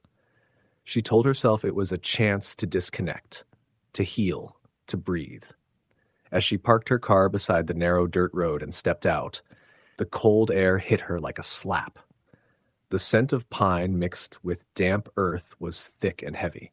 Her boots sank slightly into the soft moss that carpeted the forest floor. She slung her backpack on and double-checked the map in her hands, an old paper guide she'd found at a bookstore. The trail to the clearing where she planned to camp was marked with a faint dotted line, barely visible now beneath the yellowing leaves. Emma didn't think twice about the warnings she'd read online. "Don't go past sunset," one said. "People get lost." Another described strange disappearances decades ago, rumors that had never been fully explained. She pushed those stories aside. It was just a forest, after all, trees and shadows, nothing more. The path was narrow and overgrown in places, twisting deeper between tall evergreens and ancient oaks. As twilight bled into night, she felt the temperature drop. Her flashlight cast a narrow beam ahead, illuminating crawling vines and tangled roots. The silence pressed against her ears, broken only by her footsteps. At some point, the trail seemed to disappear. The map showed a clearing ahead, but all she saw was dense thicket. She paused, scanning the darkness with her light. The beam caught a cluster of stone markers, weathered, covered in moss, arranged in a rough circle. Emma's heart skipped. She hadn't expected this here. The stones were unmarked, but their presence felt deliberate, almost ritualistic. She reached out, fingertips brushing cold granite. The air seemed to tighten around her as if the forest itself, was holding its breath. She shook off the sudden chill and continued, moving around the circle, trying to find the path. Then she heard it, a faint rustling behind her, like something stepping lightly over dead leaves. She whipped her flashlight around, but there was nothing. No eyes reflecting back, no movement, just the trees swaying gently in the breeze. She told herself it was just an animal, a deer maybe, and pressed forward. Finally, she broke through the trees into the clearing. It was smaller than she'd imagined, a patch of dead grass bordered by brambles and fallen branches, perfect for her small tent. She set up quickly, her fingers numb as she struggled with the poles.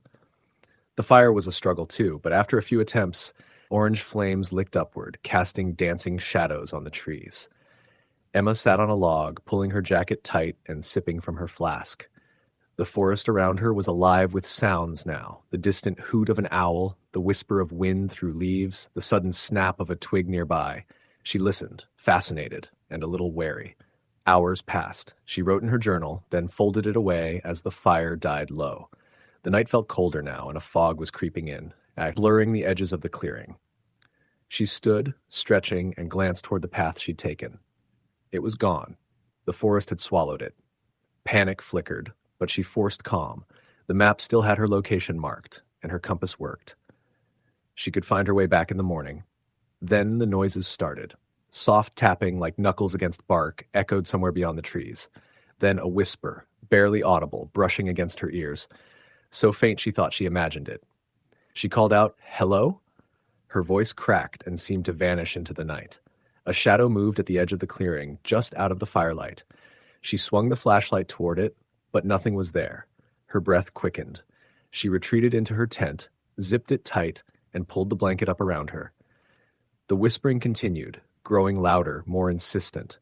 Her heart pounded like a drum in her chest. She wanted to scream, to run, but her legs felt rooted. Suddenly, a hand tapped on the tent fabric, slow and deliberate. Emma froze, then again, and again. She forced herself to unzip the flap, shining her light into the gloom. Nothing but darkness. She thought she saw eyes glinting just beyond the beam, but they vanished when she blinked. That night, sleep wouldn't come. Every rustle, every crack of a branch made her jump. The air inside the tent grew cold, thick with the scent of wet earth and decay. At dawn, Emma emerged cautiously. The forest looked ordinary again, the fog lifting like a curtain. Her footprints from last night were the only signs she'd been there. But the trail was still gone. Panic settled in properly now. She began walking, choosing what she hoped was the right direction, pushing through brambles and stepping over fallen logs. The forest seemed endless. Hours later, she stumbled onto the stone circle again, the moss-covered markers half hidden in daylight. But something was different. One of the stones had been moved. It now leaned awkwardly, revealing a shallow pit beneath it. Emma's curiosity overtook fear. She crouched down and peered inside. The pit was just a foot deep, but in it lay a small bundle wrapped in old tattered cloth. She pulled it out. Inside was a doll, made of wood and cloth, its face cracked and stained. The doll's glass eyes were chipped, but one still gleamed sharply in the sunlight. Around its neck was a necklace of tiny bones, and dried flowers were tucked into its hair. Emma felt a chill run down her spine. She dropped the doll back into the pit and hurried away, heart hammering. That evening, back in the clearing, she built a bigger fire and tried to ignore the growing feeling that something was watching her. The whispering returned, louder now, voices blending in a strange harmony. Words she couldn't understand but felt deep inside her, like a language her mind recognized before her ears did.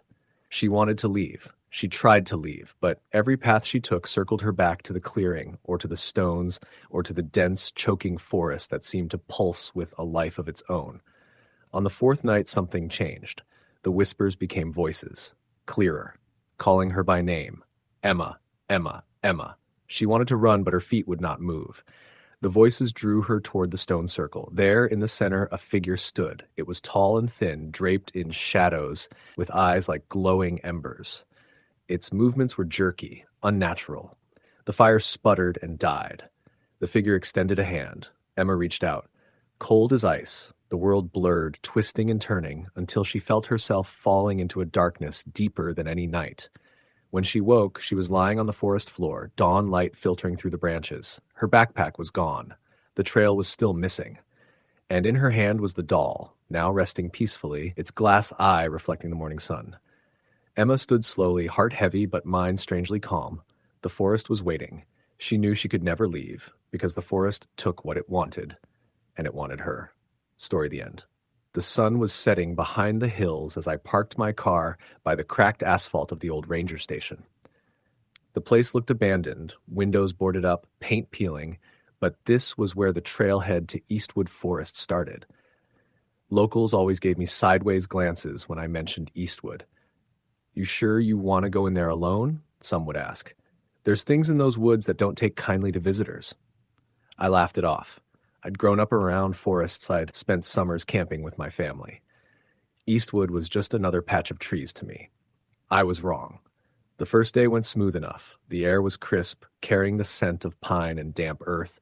The forest canopy stretched high, sunlight streaming through in shafts, lighting up the moss-covered ground in patches of gold. I followed the marked trail for miles, stopping occasionally to snap pictures and check my map. The occasional bird call was the only sound breaking the quiet. As dusk settled, I found a small clearing near a creek. I set up my tent, gathered some dry wood, and started a fire. The crackling flames warmed me, and I ate a simple meal while watching the shadows lengthen. I felt calm, almost at peace.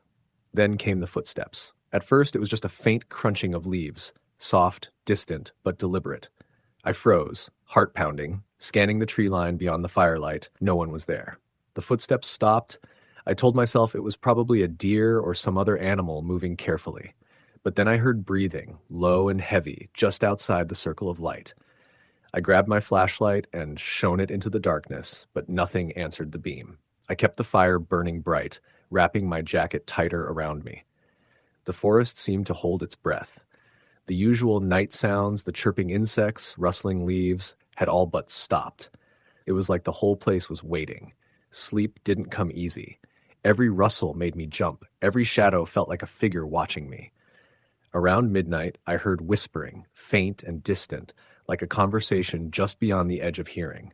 I sat bolt upright, straining to catch the words, but all I got was a broken chorus of voices that didn't seem to belong to any language I knew. I unzipped my tent, flashlight ready, but the forest outside was empty. The whispers faded, swallowed by the night. The next morning, the air felt colder. I decided to push further into the forest, hoping to find the main trail again. The path I followed twisted strangely. The trees seemed to lean in closer, blocking out the sky. My compass spun erratically, refusing to settle. Hours passed, and the forest grew thicker, darker. The silence returned, oppressive and heavy. That's when I noticed the symbols. Carved into the bark of several trees were strange markings, sharp lines forming shapes that made no sense. Some looked like eyes, others like twisted hands reaching out. The deeper I went, the more I saw. They were everywhere, as if the forest itself had been marked. I wanted to turn back, but the trail behind me had disappeared. The forest had swallowed it whole. Then I saw them. Figures standing just beyond the edge of my vision, tall, thin, unmoving. When I glanced directly, they vanished, but their presence was undeniable. Watching, waiting. I whispered a prayer I hadn't said since childhood and kept walking, breath shallow, heart racing. Night fell quickly. I tried to set up camp again, but the ground was wet and uneven. I found a hollow between two ancient oaks and curled up, flashlight off, trying to stay still. That's when the footsteps came back, slow, measured, circling me in the darkness. No rustling leaves this time, just deliberate steps. I heard a low, guttural growl close by, then a wet sniffing sound. My flashlight flicked on instinctively, cutting through the dark. I caught a glimpse of a figure, taller than a man, limbs bent oddly, its skin a sickly gray-green. It had no face, just a smooth, featureless surface that seemed to absorb the light. I froze. It took a step closer, then vanished. I scrambled to my feet and ran blindly, branches slapping my face and tearing at my clothes. The forest twisted, paths crossing and doubling back until I felt utterly lost. Then I tripped, falling hard onto damp earth. As I looked up, I saw the same symbol from the trees, painted on a rock, glowing faintly red. I realized with a sick feeling that I had crossed some boundary. The whispers returned, louder now, surrounding me, chanting in a low, rhythmic tone. The featureless figures appeared at the edge of the clearing, emerging from the shadows like smoke. I screamed and ran, pushing through thickets and underbrush until I burst through the tree line onto a narrow dirt road. I collapsed there, gasping for breath, my heart pounding, sweat soaking my clothes. I never found the trail again, and Eastwood Forest became a place I speak of only in whispers. Even now, months later, I hear footsteps outside my window at night. And sometimes, just before sleep, I catch a faint whisper on the wind. Stay. Story the end. The forest was silent in a way that felt unnatural, even for a late autumn night. Emma had driven for hours to reach the edge of the wilderness, craving the solitude she'd been missing since moving into the noisy city months ago. The woods promised peace. Just her, the crackling campfire, and the steady rhythm of the wind through the trees. She told herself it was a chance to disconnect, to heal, to breathe. As she parked her car beside the narrow dirt road and stepped out, the cold air hit her like a slap. The scent of pine mixed with damp earth was thick and heavy. Her boots sank slightly into the soft moss that carpeted the forest floor. She slung her backpack on and double-checked the map in her hands, an old paper guide she'd found at a bookstore. The trail to the clearing where she planned to camp was marked with a faint dotted line, barely visible now beneath the yellowing leaves. Emma didn't think twice about the warnings she'd read online. Don't go past sunset, one said. People get lost. Another described strange disappearances decades ago, rumors that had never been fully explained. She pushed those stories aside. It was just a forest, after all, trees and shadows. Nothing more. The path was narrow and overgrown in places, twisting deeper between tall evergreens and ancient oaks. As twilight bled into night, she felt the temperature drop. Her flashlight cast a narrow beam ahead, illuminating crawling vines and tangled roots. The silence pressed against her ears, broken only by her footsteps. At some point, the trail seemed to disappear. The map showed a clearing ahead, but all she saw was dense thicket. She paused, scanning the darkness with her light. The beam caught a cluster of stone markers, weathered, covered in moss, arranged in a rough circle. Emma's heart skipped. She hadn't expected this here. The stones were unmarked, but their presence felt deliberate, almost ritualistic. She reached out, fingertips brushing cold granite. The air seemed to tighten around her, as if the forest itself was holding its breath. She shook off the sudden chill and continued, moving around the circle, trying to find the path. Then she heard it, a faint rustling behind her, like something stepping lightly over dead leaves. She whipped her flashlight around, but there was nothing. No eyes reflecting back, no movement, just the trees, swaying gently in the breeze. She told herself it was just an animal, a deer maybe, and pressed forward. Finally, she broke through the trees into the clearing. It was smaller than she'd imagined, a patch of dead grass bordered by brambles and fallen branches, perfect for her small tent. She set up quickly, her fingers numb as she struggled with the poles. The fire was a struggle too, but after a few attempts, orange flames licked upward, casting dancing shadows on the trees. Emma sat on a log, pulling her jacket tight and sipping from her flask. The forest around her was alive with sounds now, the distant hoot of an owl, the whisper of wind through leaves, the sudden snap of a twig nearby. She listened, fascinated and a little wary. Hours passed. She wrote in her journal, then folded it away as the fire died low. The night felt colder now, and a fog was creeping in. We kept blurring the edges of the clearing. She stood, stretching, and glanced toward the path she'd taken. It was gone. The forest had swallowed it. Panic flickered, but she forced calm. The map still had her location marked, and her compass worked. She could find her way back in the morning. Then the noises started. Soft tapping, like knuckles against bark, echoed somewhere beyond the trees. Then a whisper, barely audible, brushing against her ears. So faint she thought she imagined it. She called out, "Hello?" Her voice cracked and seemed to vanish into the night. A shadow moved at the edge of the clearing, just out of the firelight. She swung the flashlight toward it, but nothing was there. Her breath quickened. She retreated into her tent, zipped it tight, and pulled the blanket up around her. The whispering continued, growing louder, more insistent. Her heart pounded like a drum in her chest. She wanted to scream, to run, but her legs felt rooted. Suddenly, a hand tapped on the tent fabric, slow and deliberate. Emma froze, then again, and again. She forced herself to unzip the flap, shining her light into the gloom. Nothing but darkness. She thought she saw eyes glinting just beyond the beam, but they vanished when she blinked. That night, sleep wouldn't come. Every rustle, every crack of a branch made her jump. The air inside the tent grew cold, thick with the scent of wet earth and decay. At dawn, Emma emerged cautiously. The forest looked ordinary again, the fog lifting like a curtain. Her footprints from last night were the only signs she'd been there, but the trail was still gone. Panic settled in properly now. She began walking, choosing what she hoped was the right direction, pushing through brambles and stepping over fallen logs. The forest seemed endless. Hours later, she stumbled onto the stone circle again, the moss-covered markers half hidden in daylight. But something was different. One of the stones had been moved. It now leaned awkwardly, revealing a shallow pit beneath it. Emma's curiosity overtook fear. She crouched down and peered inside.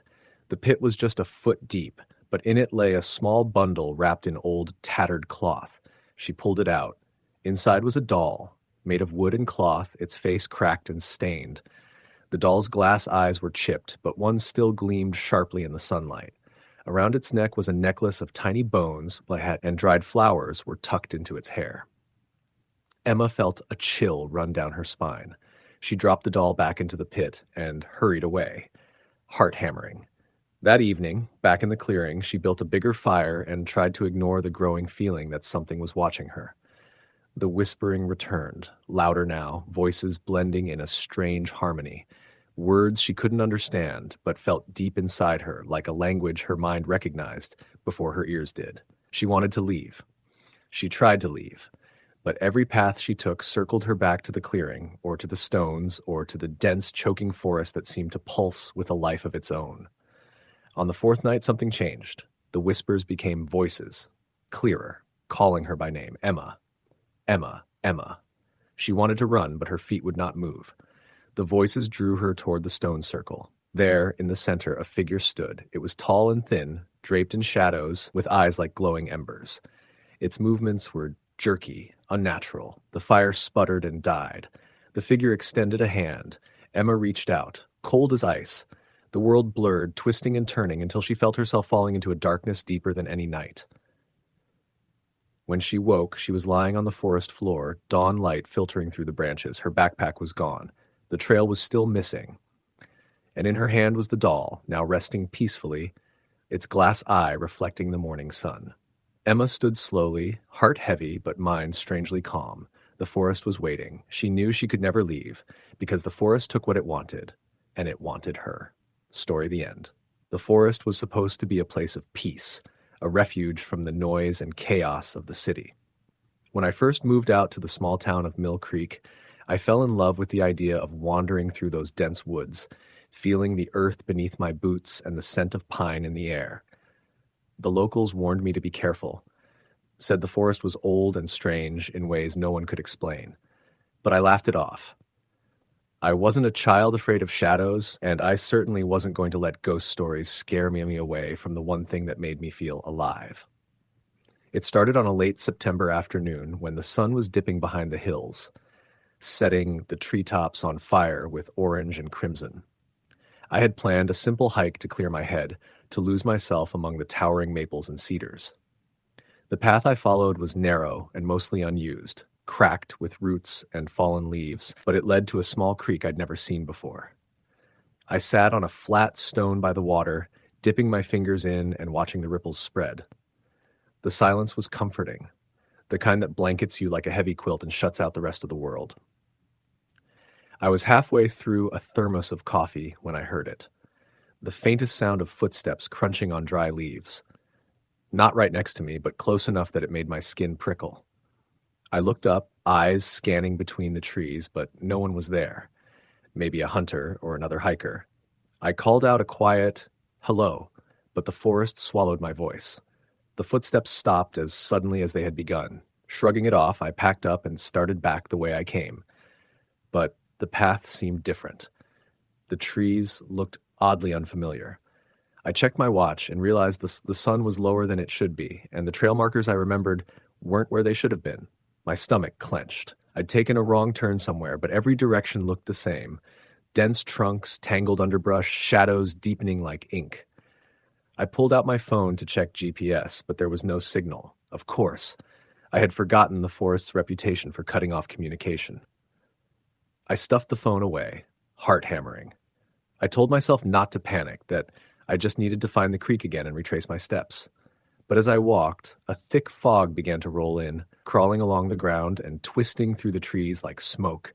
The light faded and the forest grew colder, wetter, somehow heavier. The footsteps returned, slower this time, deliberate, circling around me. I stopped dead, turning slowly to look. Still nothing but shadows and trees.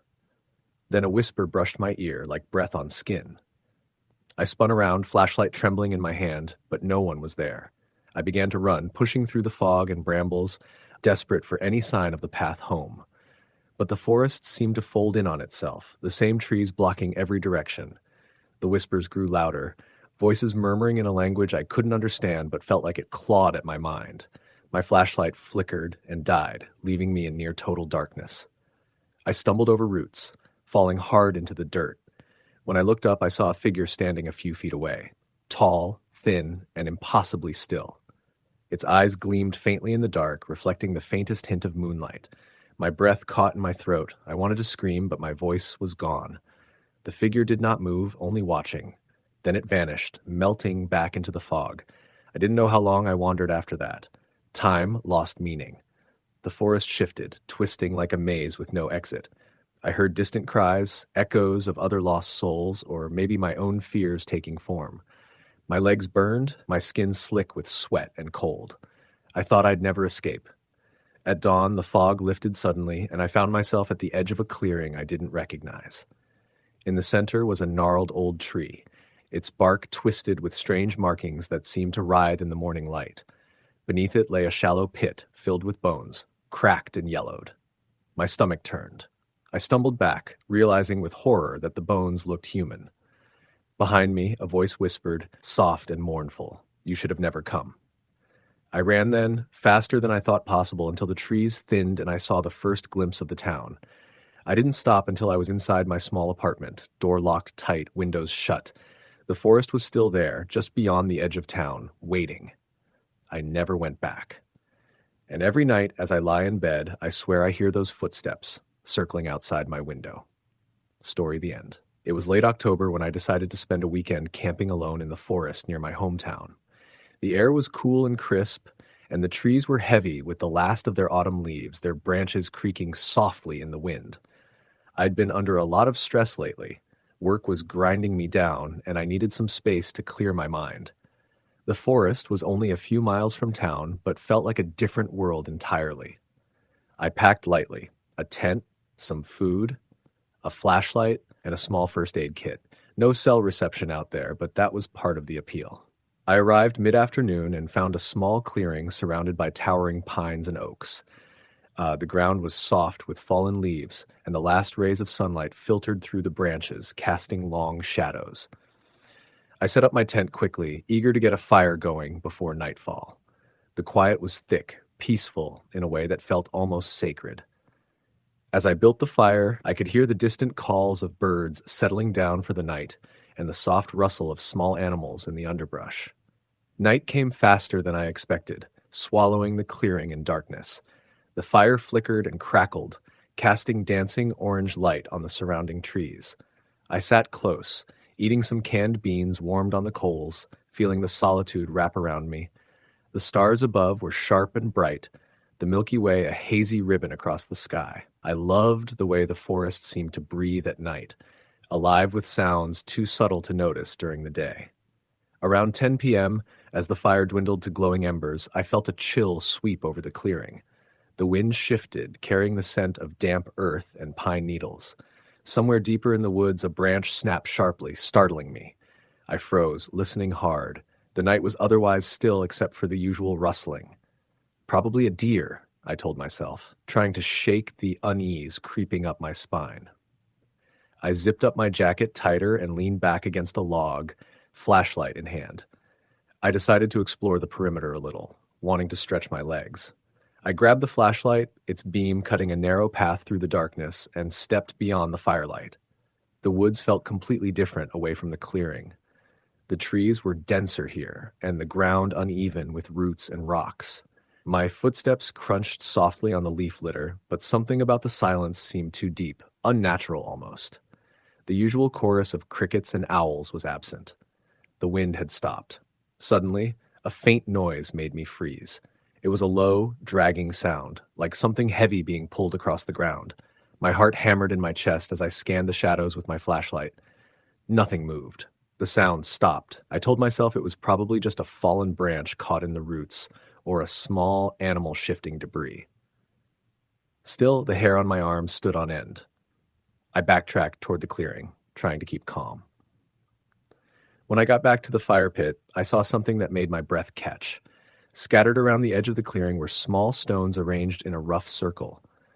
They hadn't been there when I arrived. At the center lay a handful of dry leaves and what looked like scraps of old cloth, faded and dirty. A cold wave swept over me. I scanned the tree line, but the forest was quiet and still. I tried to rationalize. Maybe another camper had been here recently, building a fire ring and leaving scraps behind. But the forest around me felt too still, too empty for that to be likely. No cars left the parking lot while I was gone, and no voices had drifted through the trees. That night, I slept fitfully. Every time I closed my eyes, I imagined shadowy figures watching from just beyond the trees. The wind whispered strange, unintelligible sounds. I kept my flashlight and a sturdy stick within reach, listening for any noises. Around 3 a.m., I woke to the sound of breathing, not my own, but heavy and uneven, coming from just outside the tent. I held my breath and strained to listen. The breathing stopped. Then a slow, deliberate tapping began on the tent's outer fabric. Tap, tap, tap, tap. My hands shook as I grabbed the flashlight and flung open the tent flap. The beam swept the clearing, but no one was there. The stones were gone, the fire pit cold and empty. I spent the rest of the night sitting by the dying embers, watching the woods and listening. By morning, the sun's light burned away the shadows and the fear. I packed up quickly, eager to leave. As I reached my car, I glanced back at the clearing one last time. A figure stood just at the edge of the tree line. A tall, thin shape draped in tattered cloth, face obscured by shadows. I blinked, and it was gone. I never camped alone again. Story the end. The forest was supposed to be a sanctuary. That was what Jenna told herself as she stepped onto the trailhead, backpack snug against her shoulders, boots crunching over the gravel path. She'd been burned out for months. Work, the city noise, the endless stream of faces and schedules, and this solo trip was meant to reset everything. Just her, the trees, and silence. She parked her car at the ranger station, a small wooden shack painted forest green, the kind of place where someone might sell maps or give advice, but today it was empty. A faded sign read, "Welcome to Willow Creek Forest." Jenna grabbed her map from the dashboard and started up the narrow trail that led deep into the woods. The morning air was crisp, with a faint smell of damp earth and pine needles. Birds called from high branches and squirrels darted through underbrush. The path wound steadily uphill, twisting around mossy boulders and roots. Jenna kept a steady pace, the only sounds her breathing and the steady tap of her boots. About 2 hours in, she reached a small clearing by a brook. The water ran clear and cold, splashing gently over smooth stones. Jenna sat on a fallen log, pulled out her water bottle, and took a long drink. She glanced at her watch. Noon. The sun peeked through the canopy, dappling the forest floor in golden light. After a quick snack, she resumed walking. The map showed a backcountry campsite about 3 miles ahead, where she planned to stay overnight. She was looking forward to a fire, maybe a hot meal from her backpack stove, and a night under the stars. The solitude was a balm to her nerves. As the afternoon wore on, the forest grew denser. The trees thickened, their trunks older and bark rougher. The trail became narrower, roots and rocks forcing her to watch her step carefully. The light dimmed as the canopy closed overhead, leaving patches of shadow that shifted with the breeze. She noticed the quietness, too.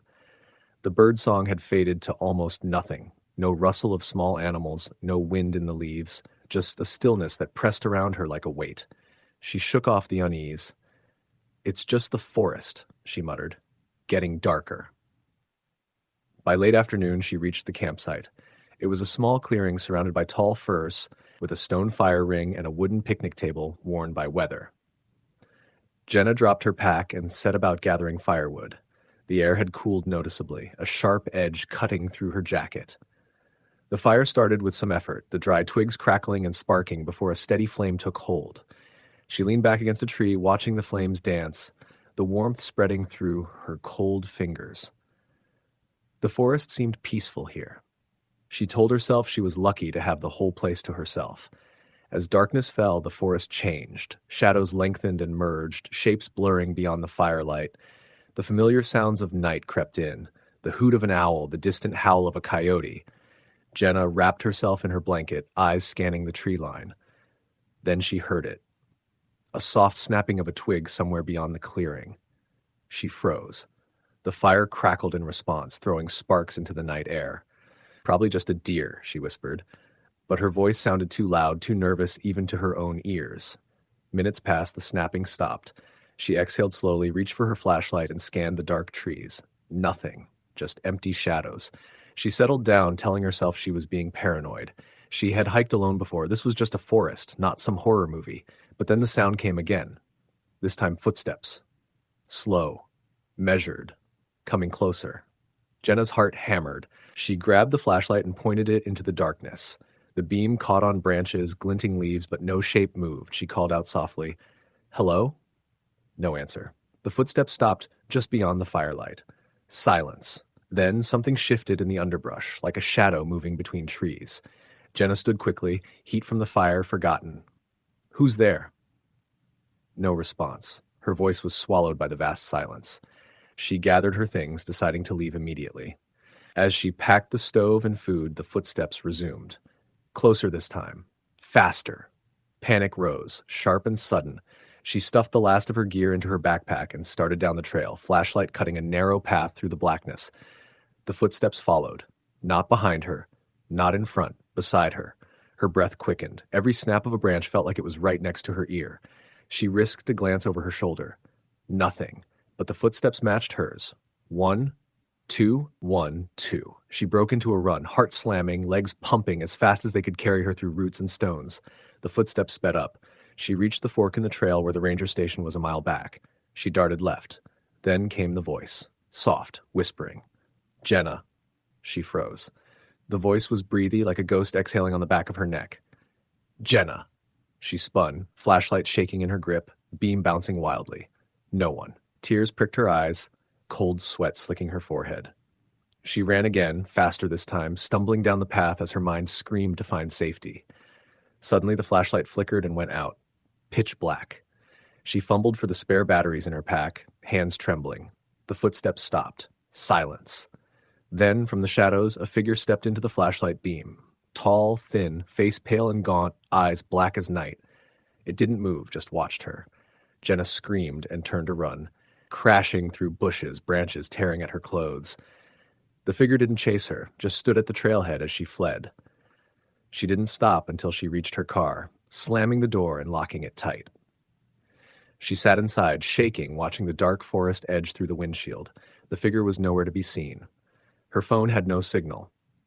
She started the engine, lights cutting through the fog that had crept in. As she pulled onto the road, she glanced in the rearview mirror. A shadow stood at the tree line watching. The forest had claimed another secret. Story the end. The forest had always been a place of quiet solace for me. Growing up in a small town, the woods were my escape from the chaos of life, a place where I could lose myself in the rustling leaves and the smell of pine. As an adult, I found myself returning there whenever stress weighed heavy on my shoulders. But what happened on that trip changed everything. It made me question the very nature of those woods I thought I knew. It was a late September weekend when my friends and I planned a camping trip deep into the Pine Hollow forest. The three of us, me, Anna, and Matt, had been friends since college, sharing a love for hiking and the outdoors. Pine Hollow was about a 2-hour drive from the city, a sprawling forest known for its dense trees and winding trails. Despite some local rumors about strange sightings and unexplained noises, we never gave them much thought. We were seasoned campers, after all, and confident that whatever stories floated around were just that, stories. We arrived at the forest's edge in the late afternoon, the sun already starting to dip behind the thick canopy. The parking area was small and mostly empty, a sign that most people didn't venture far into Pine Hollow during the week. We double-checked our backpacks, tents, food, water, flashlights, and set off down the main trail. The air was crisp and smelled of earth and fallen leaves. Birds chirped high above, their songs weaving through the treetops. The trail was easy at first, flat and well-marked, but as we progressed, it narrowed and the undergrowth thickened. By early evening, we found a small clearing by a slow-moving creek, perfect for setting up camp. The ground was soft with moss, and the creek's gentle babble was soothing. We pitched our tents, gathered firewood, and prepared a simple dinner over the flames. As night fell, the forest transformed. The sky overhead was a blanket of stars, and the fire crackled between us, throwing dancing shadows on the trees. We talked about old memories, upcoming plans, and the odd stories we'd heard about Pine Hollow. Anna, always the skeptic, dismissed the rumors as local folklore, tales of ghostly figures and whispering voices. Matt and I listened, half amused, half uneasy.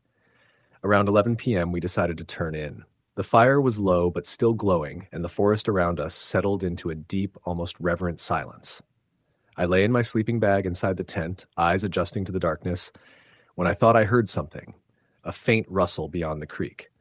I told myself it was probably an animal, maybe a deer or a raccoon, and tried to fall asleep. But the sounds didn't stop. Over the next hour, there were occasional snaps of twigs, soft footsteps, and once a long, low moan that seemed to float through the trees. Anna and Matt both heard it too. We whispered nervously to each other, trying to stay calm.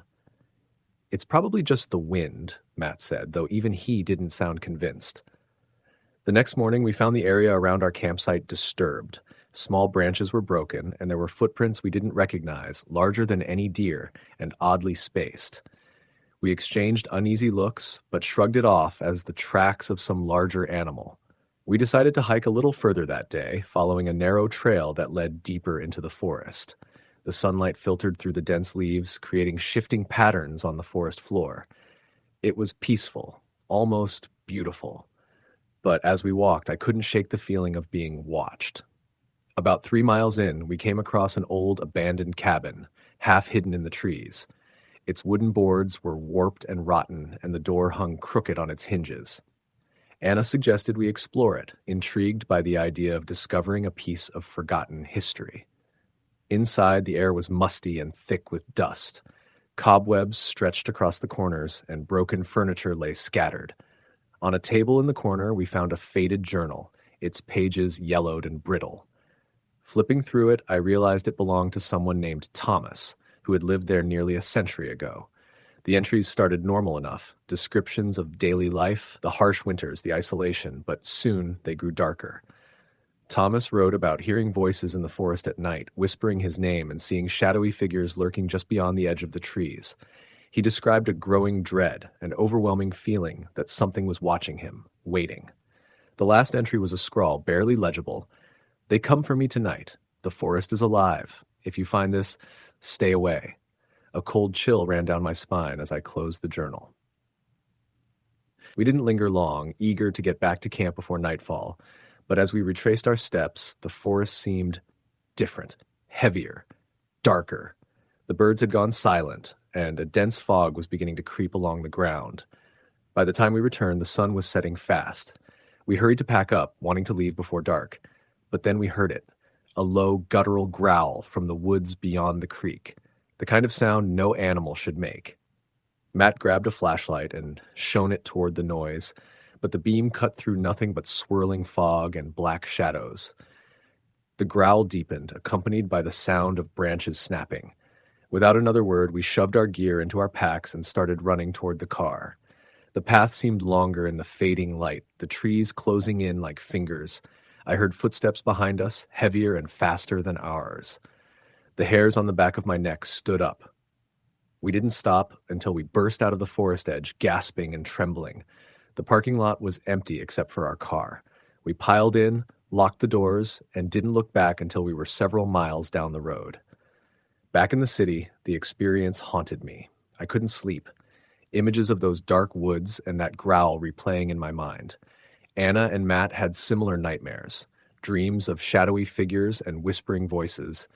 Months later, I found myself back at Pine Hollow, unable to resist the pull of those woods. But this time, I went alone. The sun was high, and the forest looked harmless, almost inviting. I walked the same trails, feeling the familiar crunch of leaves beneath my boots. But as I approached the abandoned cabin, I noticed something new, fresh footprints leading inside. I hesitated, then stepped through the door. The cabin was the same, except the journal was gone. In its place, on the table, was a single stone, smooth and black, almost glowing in the dim light. When I picked it up, I felt a sudden rush of cold air and heard a whisper in my ear, "Don't come back." I dropped the stone and ran out, the forest closing behind me like a trap. I never went back after that. But sometimes when I'm lying in bed, I swear I can still hear the faint sound of footsteps outside my window and a voice that sounds like the wind calling my name from the dark. Story the end. The forest had always been a place of comfort for me, an escape from the endless noise of city life.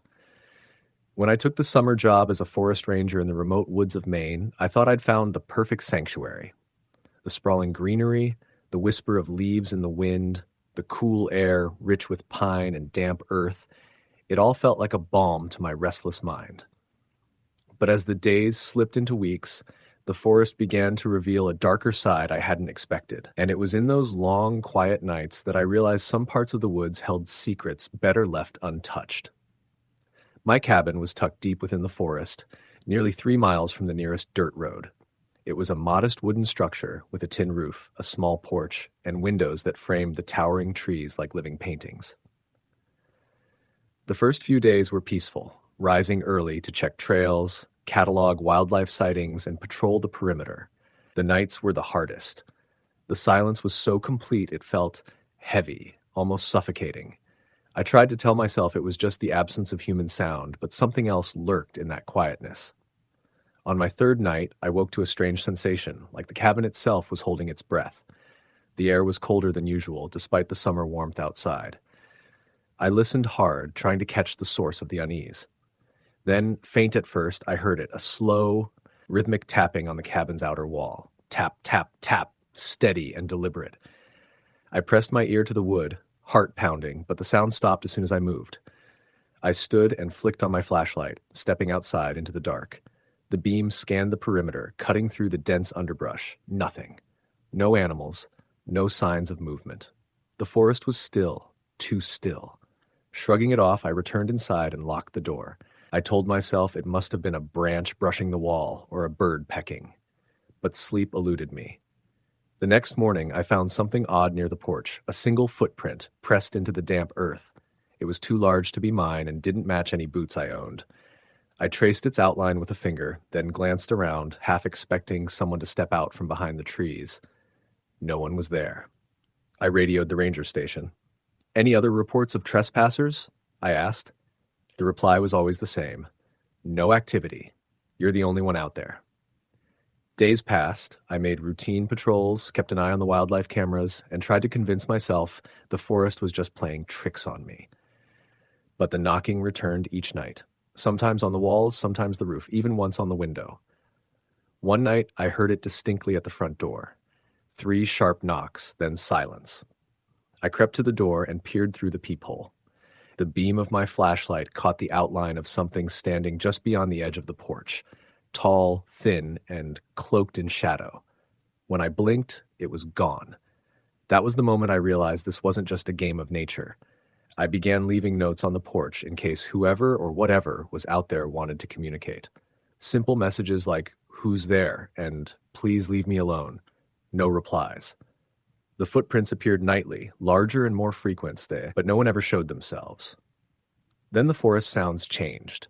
The usual rustle of small animals stopped. No birds sang at dawn. The wind through the trees was gone. It was as if the entire forest was holding its breath. One afternoon, I followed a faint trail of broken branches and crushed leaves deeper into the woods. It led me to a small clearing where I found a strange pile of stones stacked unnaturally high. Around it, the grass was flattened and the earth was disturbed. The air felt colder, even in the summer heat. I took pictures and radioed the station. "I've found something," I said, not sure what to make of it. The response was hesitant. "Be careful. That area has some old legends. Local folklore talks about spirits guarding the forest." I laughed nervously. Ghost stories seemed a poor comfort when I was miles from anyone. That night, I dreamed of the clearing. A figure stood there. No face, just a dark silhouette. It lifted a hand and pointed at me before fading into the mist. I woke sweating, heart racing. Over the next few days, the knocks grew louder and more insistent. Sometimes they came in patterns. Slow, fast, slow. Other times accompanied by soft whispering just beyond the cabin walls. I couldn't make out the words, but they felt like warnings. I tried to leave, but a storm had washed out the logging road. I was trapped. One evening, as the sun dipped below the horizon, I sat on the porch trying to calm my nerves. Suddenly, I heard footsteps crunching through the leaves. Not 1 or 2, but dozens circling the cabin. I grabbed my flashlight and shone it into the trees. Dozens of glowing eyes reflected back at me. Deer? No. The eyes were too high, too still. The knocks began again, synchronized with the footsteps. Panic rose in my chest. I retreated inside, bolted the door, and sat against the wall, listening as the sounds circled and then stopped. At midnight, silence. But then the door rattled violently. Something was trying to get in. I screamed for help into the radio, but there was no response. Hours passed. At dawn, I forced the door open. Outside, the ground was littered with more stone piles, arranged in intricate patterns. The footprints led away, vanishing into the forest. I left my post that day. I didn't pack, didn't say goodbye.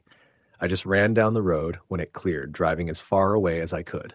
Now, back in the city, I sometimes hear tapping at my window at night. And sometimes, when the wind is just right, I think I hear whispers calling from the trees. I'm not sure what I saw in that forest. Maybe it was something ancient, watching, waiting, or maybe it was just my mind unraveling in the silence. But one thing I know, some forests don't want to be disturbed. Some secrets aren't meant to be found. Story. The end. The forest was supposed to be a refuge, a quiet place to escape the noise of city life. I hadn't been out of the city for months, maybe years, and the endless hum of traffic, sirens, and people was suffocating. So when my friend Rachel suggested a weekend camping trip, I jumped at the chance. She promised it would be a simple hike, just us and the trees, maybe a campfire and some stars. I wanted that. I needed that. We drove 3 hours north into the thick woods near Pine Ridge. It was a state forest, popular for weekend campers but not overcrowded. The sun was dipping low when we reached the trailhead, golden light slipping through towering pines and maples. The air smelled sharp and earthy. We packed our bags, double-checked the supplies, and set off. At first, everything was perfect. The trail wound through dense forest, with moss-covered rocks and little streams trickling beside us. We joked and talked about work, our plans, life back home. The forest felt alive, but not threatening. Birds called overhead, and the leaves whispered in the breeze. I kept my phone tucked away, wanting to disconnect fully. As the sun sank lower, the trees seemed to close in. Shadows stretched long and dark, and the air cooled rapidly. Rachel pointed to a small clearing about a mile off the trail. "That looks like a good spot to set up camp," she said. We agreed and veered off the path, pushing through ferns and low branches until we found the clearing. It was quiet, too quiet. The usual forest sounds were gone, like someone had hit mute on the whole place. We set up the tent quickly and gathered firewood. The moment the campfire caught, the glow felt comforting, but something about the clearing still made my skin crawl. Rachel noticed too. She shrugged it off, saying maybe it was just the isolation. That night, the forest felt different. The usual night sounds, the hoot of an owl, the rustle of small animals were muted or missing. Instead, there was an odd, persistent sound, low and rhythmic, almost like breathing. I tried to ignore it, telling myself it was the wind or my imagination. I lay awake for hours, listening to that steady, slow breath. Every now and then the firelight flickered against the trees, throwing long, dancing shadows. I thought I saw shapes moving just beyond the firelight's reach, but when I blinked or looked again, there was nothing there. Rachel was asleep beside me, peaceful and unaware. I wished I could join her, but my mind raced. I wondered if the stories I'd heard about Pine Ridge were true, about people getting lost, about strange sightings, about a feeling of being watched. Just before dawn, I finally drifted off. But then I woke again, heart pounding. The breathing sound was louder now, and I was sure it was coming from just outside the clearing. I pulled on my jacket and stepped outside the tent, flashlight in hand. The beam cut through the darkness, illuminating the edge of the clearing and the trees beyond. For a moment, I saw nothing but shadows and swaying branches. Then I saw it. A figure standing motionless between two trees, just beyond the firelight's glow. It was tall and thin, draped in something dark and tattered that blended into the night. The face was pale, almost luminescent and expressionless. Its eyes, if they were eyes, were fixed on me, unmoving. I froze, breath caught in my throat. The figure tilted its head slowly as if studying me. Then it stepped back into the trees, disappearing. I ran back into the tent and shook Rachel awake. She thought I was joking, but when I showed her where I'd seen the figure, the color drained from her face. She grabbed her flashlight, and we decided to pack up and leave immediately. As we hurried to break camp, the breathing sound followed us, steady, echoing through the trees. We couldn't locate its source. It was as if the forest itself was alive and watching us. On the trail back, we moved fast, not daring to look back. But every so often, we caught glimpses of that pale face watching from behind trees or darting between bushes. We made it back to the car just as the sun rose, sweaty and shaken. Rachel locked the doors and started the engine, her hands trembling on the wheel. "Never coming back here," she whispered. "That was 2 years ago. Sometimes at night, when the wind blows just right, I swear I hear that same slow, steady breathing outside my window, and I wonder if the forest is still watching. Story the end. The evening settled quietly over the thick forest. Shadows stretched long beneath towering oaks and pines, their branches whispering with the slightest breeze. James had arrived late in the afternoon, parking his old pickup truck at the trailhead with the cracked leather seats still warm from the sun. It was the kind of forest he'd loved since childhood, dense, wild, with narrow paths worn into the earth by decades of hikers and hunters. This trip was different, though. He wasn't here for the usual weekend hike or weekend campfire stories.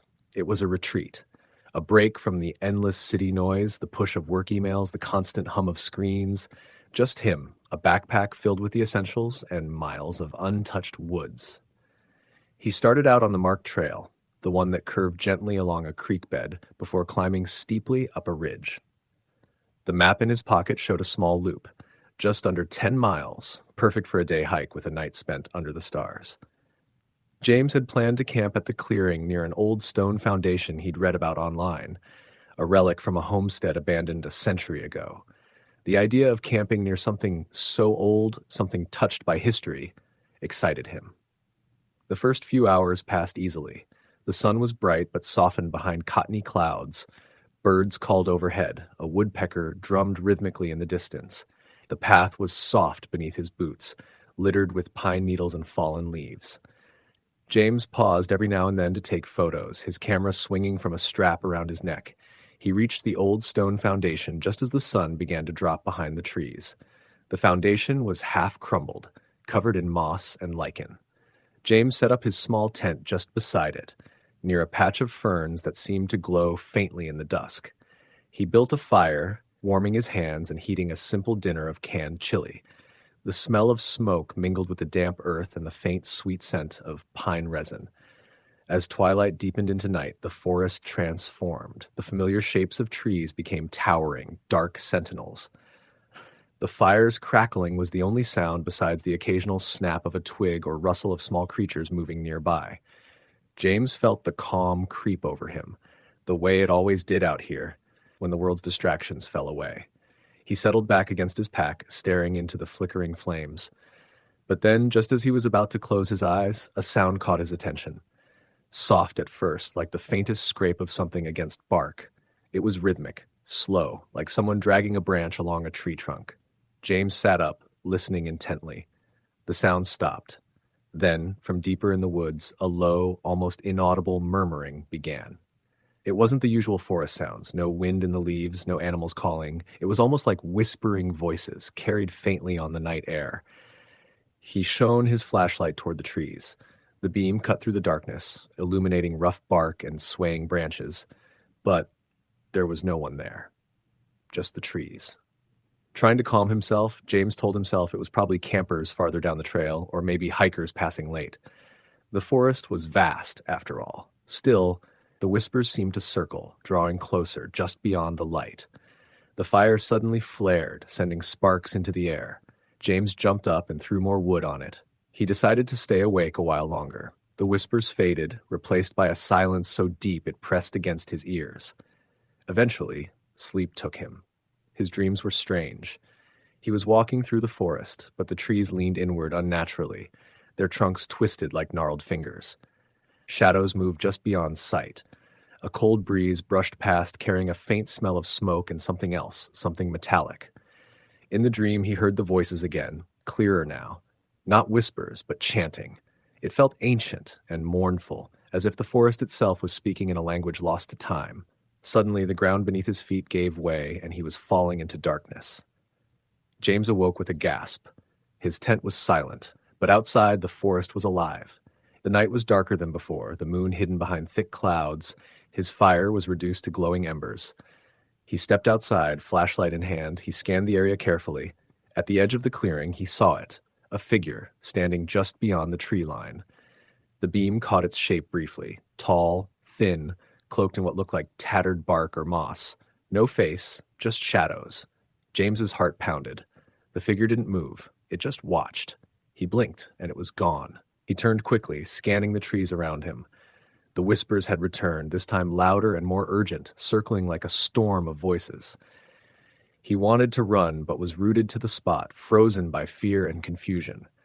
Then a sudden, sharp noise cracked through the air, the snap of a branch nearby. James bolted toward his tent, fumbling with the zipper, and dove inside. He pulled the flap closed and pressed his back against it, breathing hard. The whispers stopped. The silence returned. For hours, James lay awake, listening. Every rustle made his pulse spike. Every shadow seemed to shift. At first light, he peeked outside. The forest looked ordinary again. Trees, moss, the old foundation, nothing to hint at the night's terror. He packed up quickly, eager to leave. But as he took the first few steps on the trail back, he realized something was wrong. The path didn't look familiar. The creek he'd followed was nowhere in sight. The landmarks he had studied so carefully were absent. James spun around, trying to find the clearing or the stone foundation. But the forest had changed. The trees were thicker, closer, their branches interlocking overhead to block out the sky. Panic rose inside him. He pulled out his phone. No signal. The map app was useless here. Hours passed as he wandered blindly. Every direction looked the same. The sun sank lower, but no clear trail emerged. He tried calling out, hoping for another hiker, but only his voice echoed back. As night fell again, James felt the cold clutch of dread. He made a small fire with trembling hands, but the whispers began again. This time they were clearer, filled with sorrow and warning. He wanted to believe it was his imagination, exhaustion playing tricks, but the forest itself seemed to pulse with life, watching him. Suddenly, he caught sight of something on the edge of the firelight, a small stone carving. It looked old, like something made by someone long gone. The carving showed a figure with a blank face, surrounded by trees. A chill ran down his spine. He remembered the dream, the faceless figure, the chanting voices. James wrapped his jacket tighter and pressed on, desperate to find a way out. Hours later, he stumbled into a small clearing. The moon broke through the clouds and illuminated a huge tree at the center. Its bark cracked and twisted, branches reaching like arms. Beneath it lay the old stone foundation. Relief flooded him. He had found the camp again. But then, from the shadows beyond, the chanting rose. Figures began to emerge. Thin, tall shapes cloaked in bark and moss, faces empty and smooth, moving silently in a circle around the tree. James's breath caught. The forest seemed to close in around him. The chanting grew louder, echoing in his mind, pulling at his thoughts. He tried to run, but his legs wouldn't move. He was trapped in the center of the circle. The faceless figures turned slowly toward him. One reached out a hand, cold, rough, like bark. James closed his eyes. When he opened them, the forest was silent again. The figures were gone. The clearing was empty. But James knew he wasn't the same. Something had shifted inside him. A darkness, a secret tied to that ancient forest. He left the woods the next morning, never looking back. And sometimes, when the night is still and the wind is low, he can still hear the whispering voices, calling him back. Story the end. The forest was supposed to be a refuge, a place away from the endless hum of city life, where the noise faded into nothing but the rustling of leaves and the distant calls of birds. I had planned the trip meticulously, a solo weekend camping trip deep in the heart of the Cascades, miles from the nearest road, with nothing but my backpack, a tent, and the bare essentials.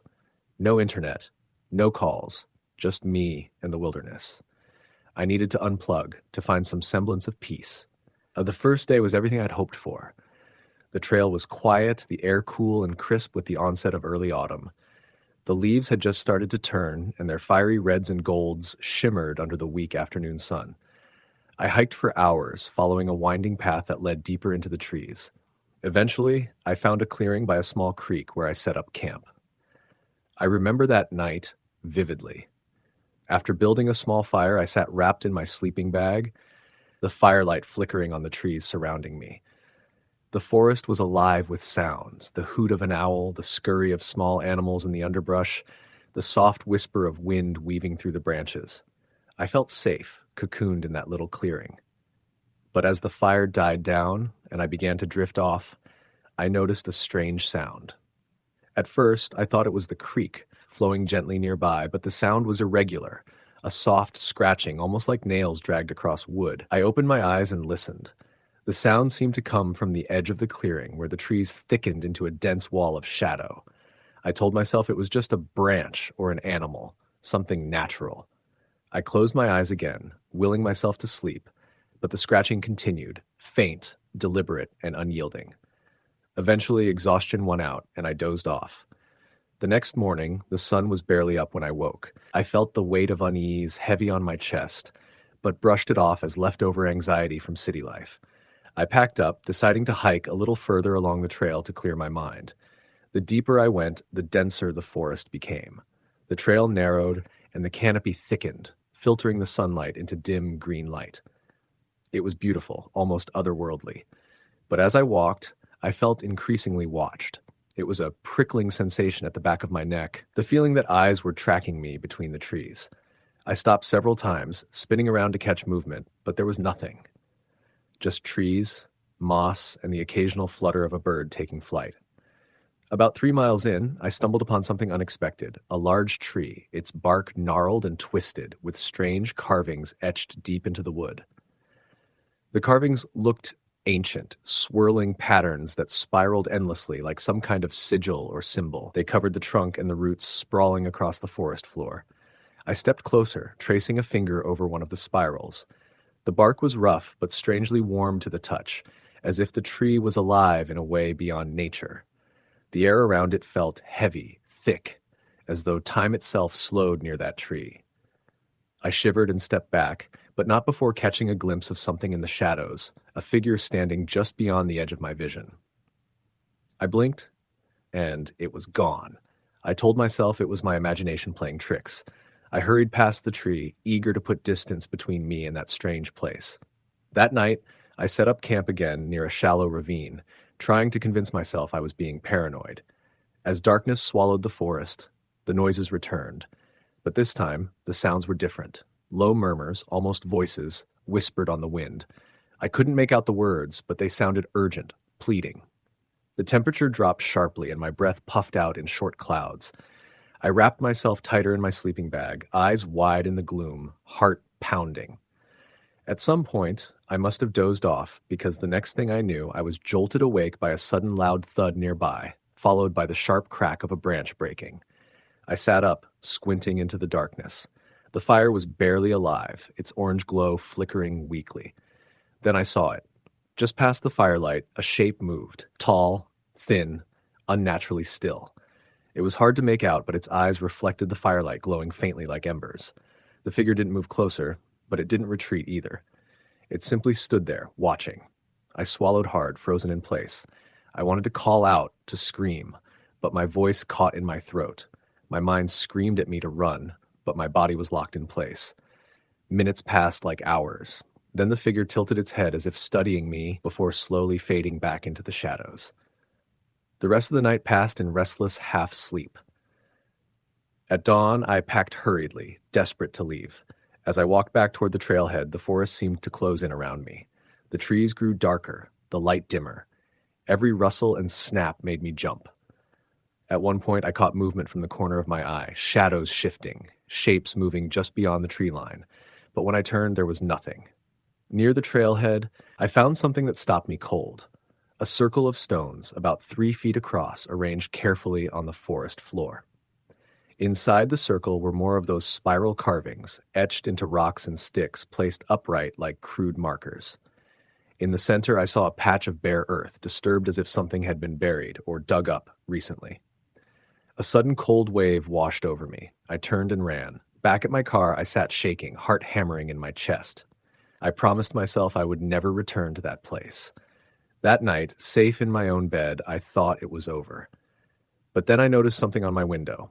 A faint spiral smudged into the glass as if something unseen had pressed against it. I've never been back to the forest. But sometimes, when the night is quiet and the wind blows just right, I think I hear the scratching again, waiting, watching, calling. Story the end. The forest had always seemed like a quiet place to me. Peaceful, untouched, a sanctuary from the endless noise of the city where I grew up. When I took the summer job as a park ranger in a remote forested area in northern New England, I imagined long days of solitude, the comforting sound of birdsong, and the smell of pine.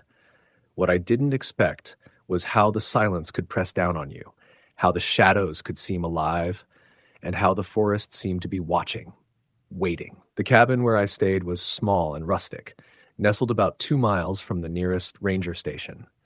It was old but sturdy, with a creaky porch and a single room filled with basic furniture: a cot, a small stove, and a wooden table. I loved it at first. During the day, the forest felt alive with subtle movement: squirrels darting between the trees, a fox slinking through the underbrush, the occasional flash of a deer. The sunlight filtered through the leaves in warm patches, and the air smelled like damp earth and growing things. But at night, the forest changed. The first night, I woke up around midnight to a soft tapping sound, like something gently knocking on the wooden siding of the cabin. I lay still, listening. The tapping came again, slow and rhythmic, then stopped. I told myself it was probably a branch brushing against the cabin in the wind, but the night was still. No breeze, no rain, just that tapping, deliberate and slow. The next morning, I found something odd on the porch: a small pile of stones stacked neatly, perfectly balanced.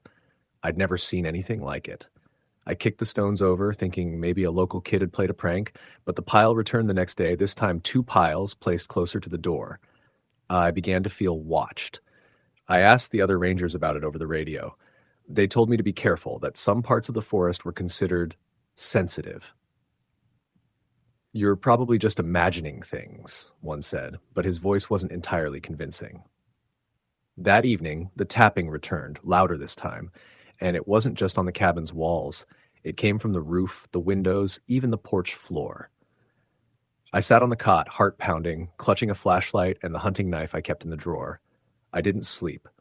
Over the next few days, strange things multiplied. Footprints appeared in the dirt outside, larger than mine, but they didn't match any known animal tracks. They formed paths circling the cabin, but no one was there when I looked.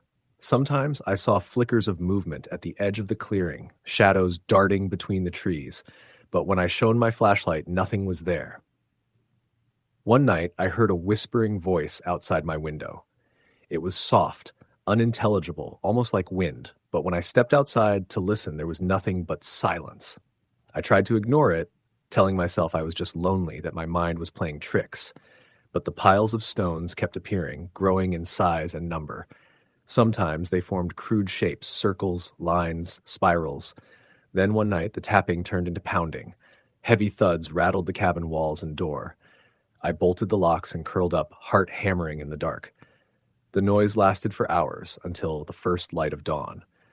When I finally dared to step outside, the ground was littered with broken branches and more stone piles, some toppled, others stacked higher than before. Near the edge of the clearing, I found strange marks carved into a tree trunk, deep, long scratches that looked like claws.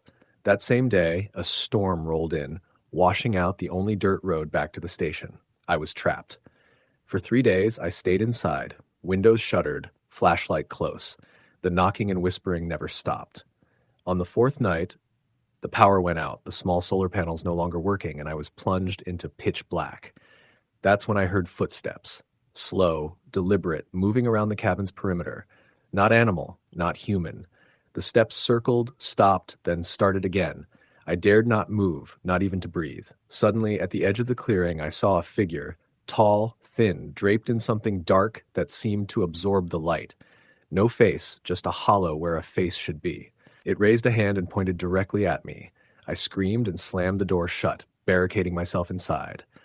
I sat in the dark, listening as the figure's presence faded with the dawn. When the road finally cleared, I packed my things and left, not looking back. Back in the city, the forest is miles away, but sometimes when the wind howls through the trees lining my street, I swear I hear tapping at my window, slow and deliberate. Some places keep their secrets long after you leave. Story the end. The forest was something I thought I knew well, or at least I thought I did until that night. I grew up near the edge of the Silverwood Forest, a vast stretch of trees and wilderness that most locals treated like a second home, or at the very least, a place to hike and hunt. It was a place filled with memories: catching frogs by the creek, sneaking out at night to meet friends, and the quiet peace of being away from town. But there's a difference between knowing a forest and truly understanding it. That difference hit me like a wave during one late October weekend I'll never forget. It started when my brother Jake called me out of the blue. "Let's go camping," he said. "Just us, one last trip before winter really sets in." Jake was always the adventurous type, the one who could convince me to do things I normally wouldn't. I agreed, and we planned for Friday evening. We packed the essentials: tent, sleeping bags, food, water, and headed towards Silverwood. The drive out was quiet, the sun lowering in the sky and the shadows stretching long across the road. We took the old logging trail, a narrow dirt road barely wide enough for one vehicle, winding deeper into the forest than we usually dared. Jake's truck bounced over roots and loose rocks, and I tried to ignore the feeling that the trees were closing in around us. By the time we arrived at the clearing Jake had picked, the sun was almost gone. The spot was a small natural meadow surrounded by towering pines, the ground carpeted with dead leaves and pine needles. Jake moved quickly, setting up the tent while I gathered wood for a fire. The first flames flickered to life just as the last light vanished. We sat by the fire, the crackling flames casting flickering shadows on the trunks around us. The air smelled of earth and smoke, cool and sharp. Jake pulled out a flask and took a long sip. "This place," he said, "feels different at night, like it's alive in a way you don't notice during the day." I nodded, but didn't say much. There was a hush in the forest, the usual sounds of night: crickets, frogs, distant owls, muted or absent. The silence was thick, like a heavy blanket smothering the space between the trees. Around 11 p.m., just as I was starting to feel sleepy, I heard a soft knocking sound. At first, I thought it was just a branch tapping the tent, but it came again. 3 quick knocks, then a pause, then 3 more. It was rhythmic, deliberate. I nudged Jake awake and whispered, "Do you hear that?" He listened for a moment and then shook his head. "Probably just an animal," he said, but his voice didn't have its usual confidence. The knocking stopped, and for a while all was still. But then came the footsteps, slow, heavy, moving just beyond the edge of the firelight. We sat frozen, straining to see through the dark.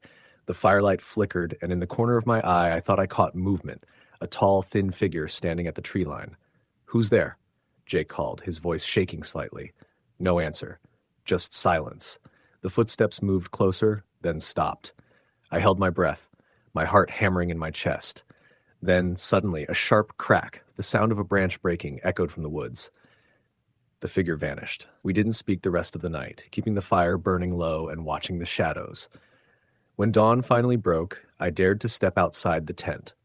The forest was calm, the usual morning birdsong returning as if nothing had happened. But near our campfire, I saw it.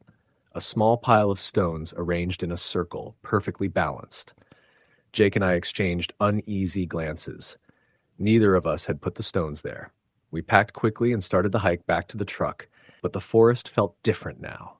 The path was harder to follow, the trees seeming to rearrange themselves. Every now and then I thought I heard whispers, words I couldn't understand, carried faintly on the wind. At one point we stopped at a fallen tree to catch our breath. I looked back and saw the stones again, this time arranged along the trail at regular intervals, leading deeper into the forest rather than out of it. Panic started to set in. We followed the stones, hoping they would lead us somewhere familiar, but the trail twisted and turned, the daylight fading faster than it should. Then Jake stumbled and caught his foot on something soft. I shone my flashlight on the ground. There, half buried in dirt and leaves, was an old, worn leather glove. No owner in sight, and around it more stones, stacked like silent sentinels. We didn't stop. We ran.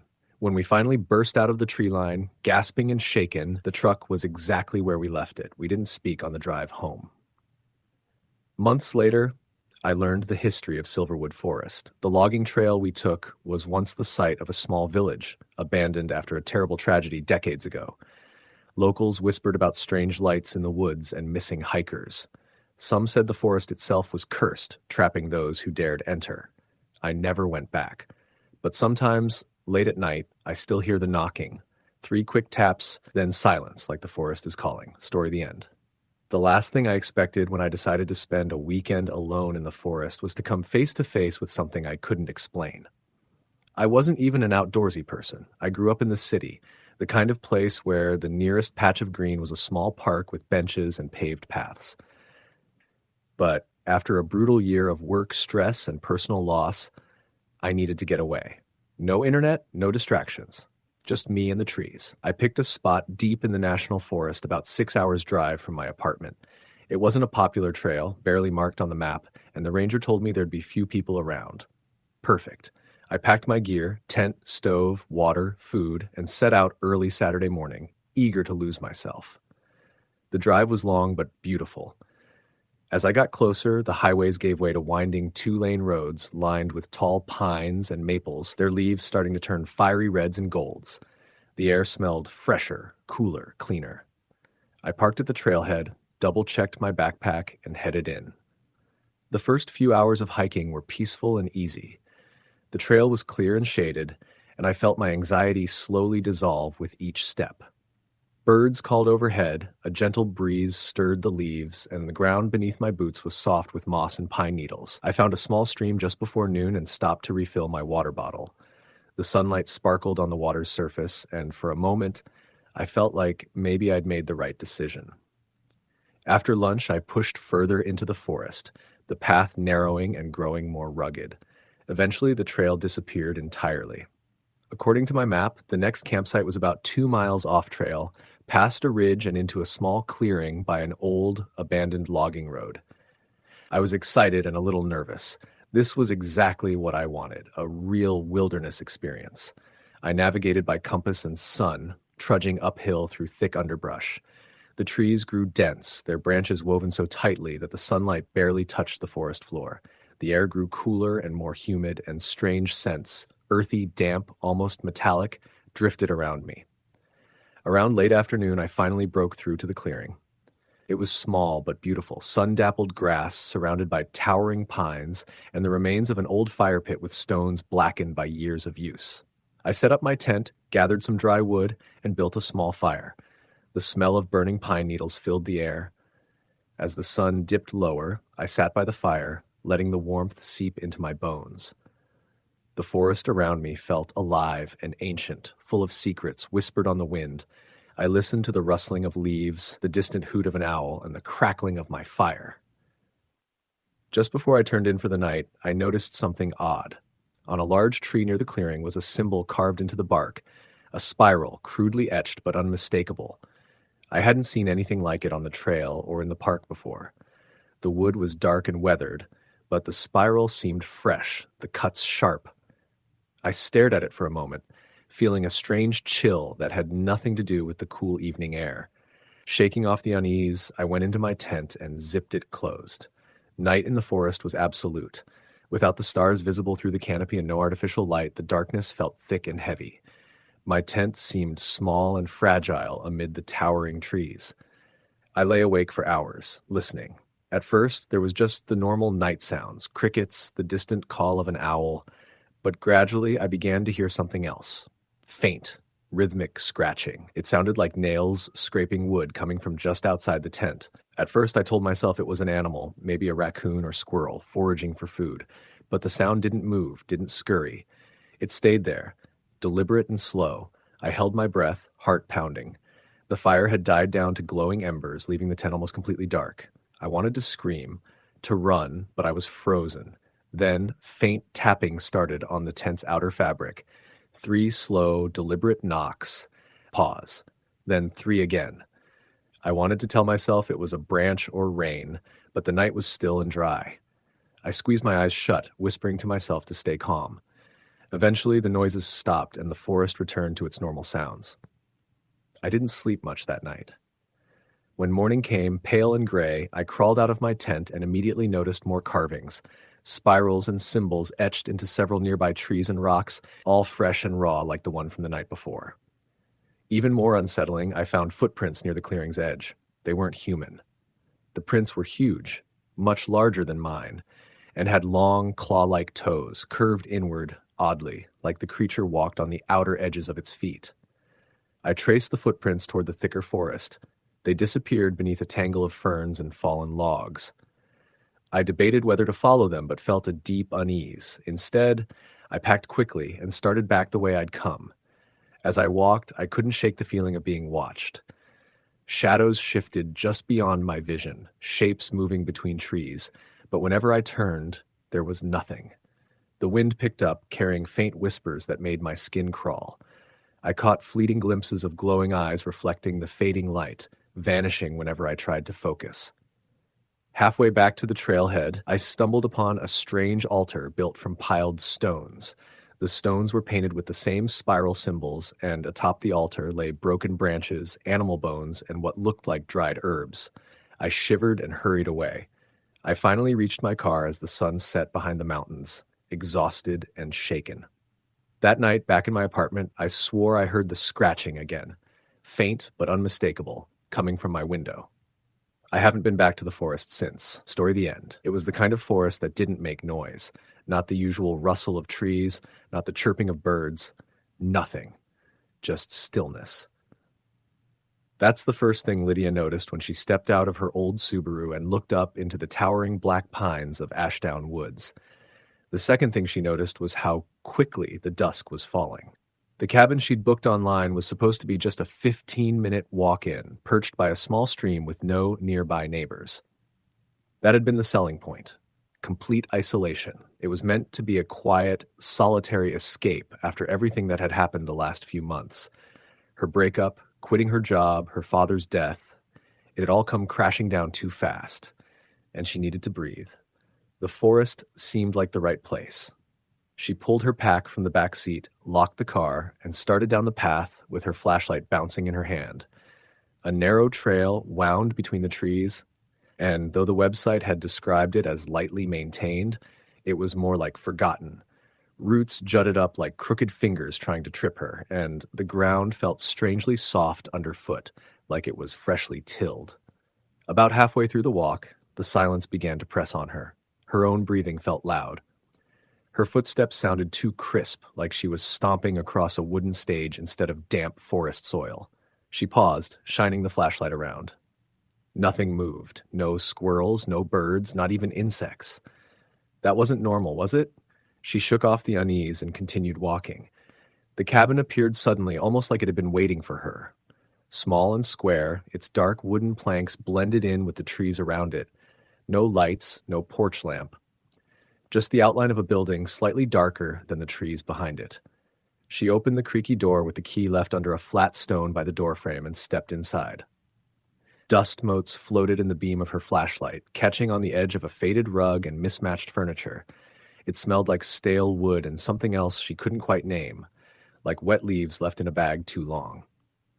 There was no electricity. The site had said so, of course, but it still felt odd.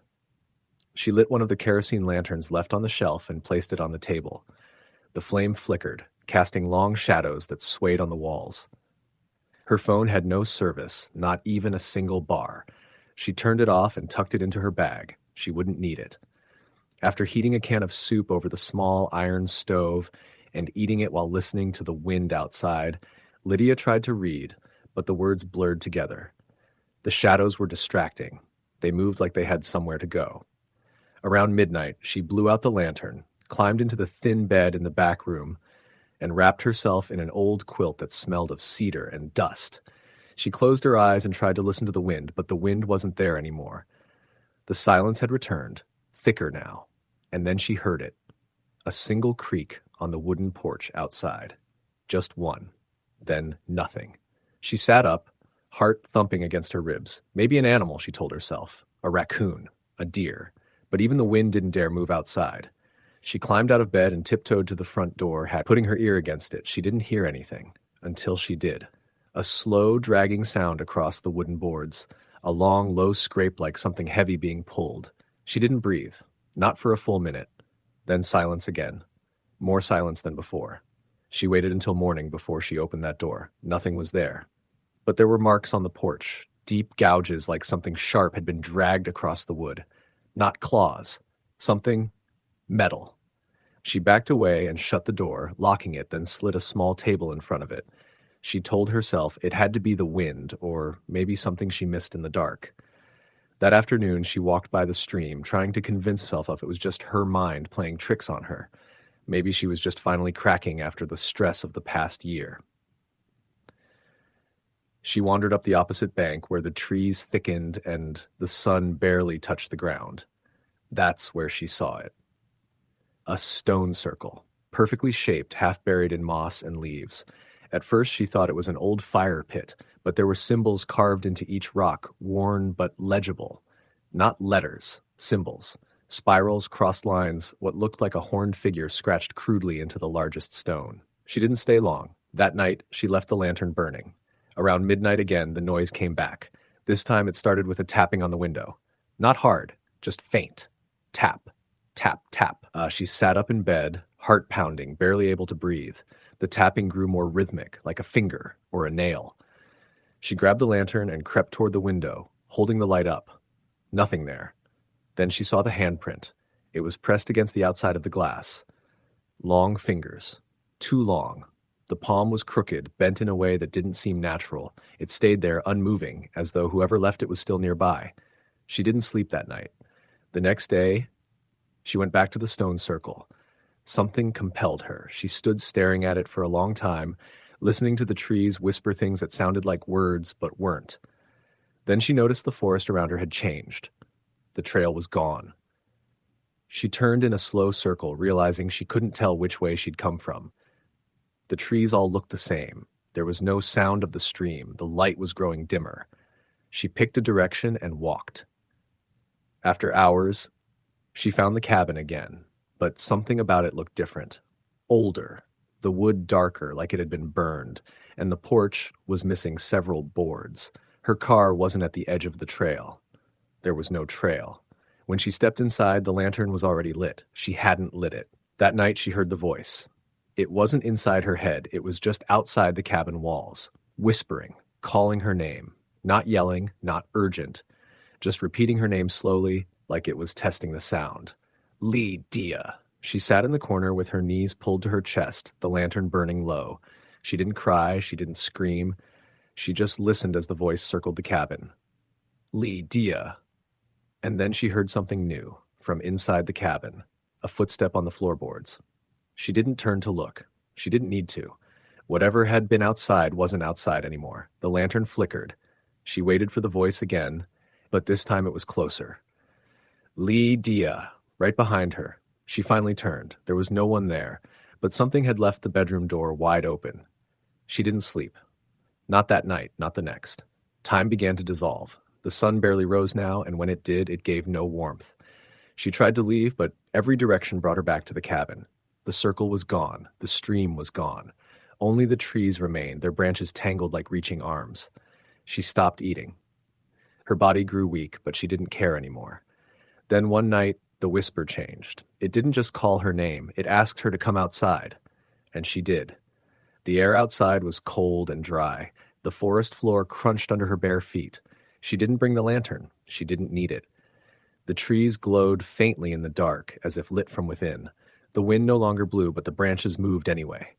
She walked to the place where the cabin had once stood. There was only ash now. And something standing in the middle of it. She couldn't see it clearly, only its shape, like a man, but too tall, with limbs that bent the wrong way.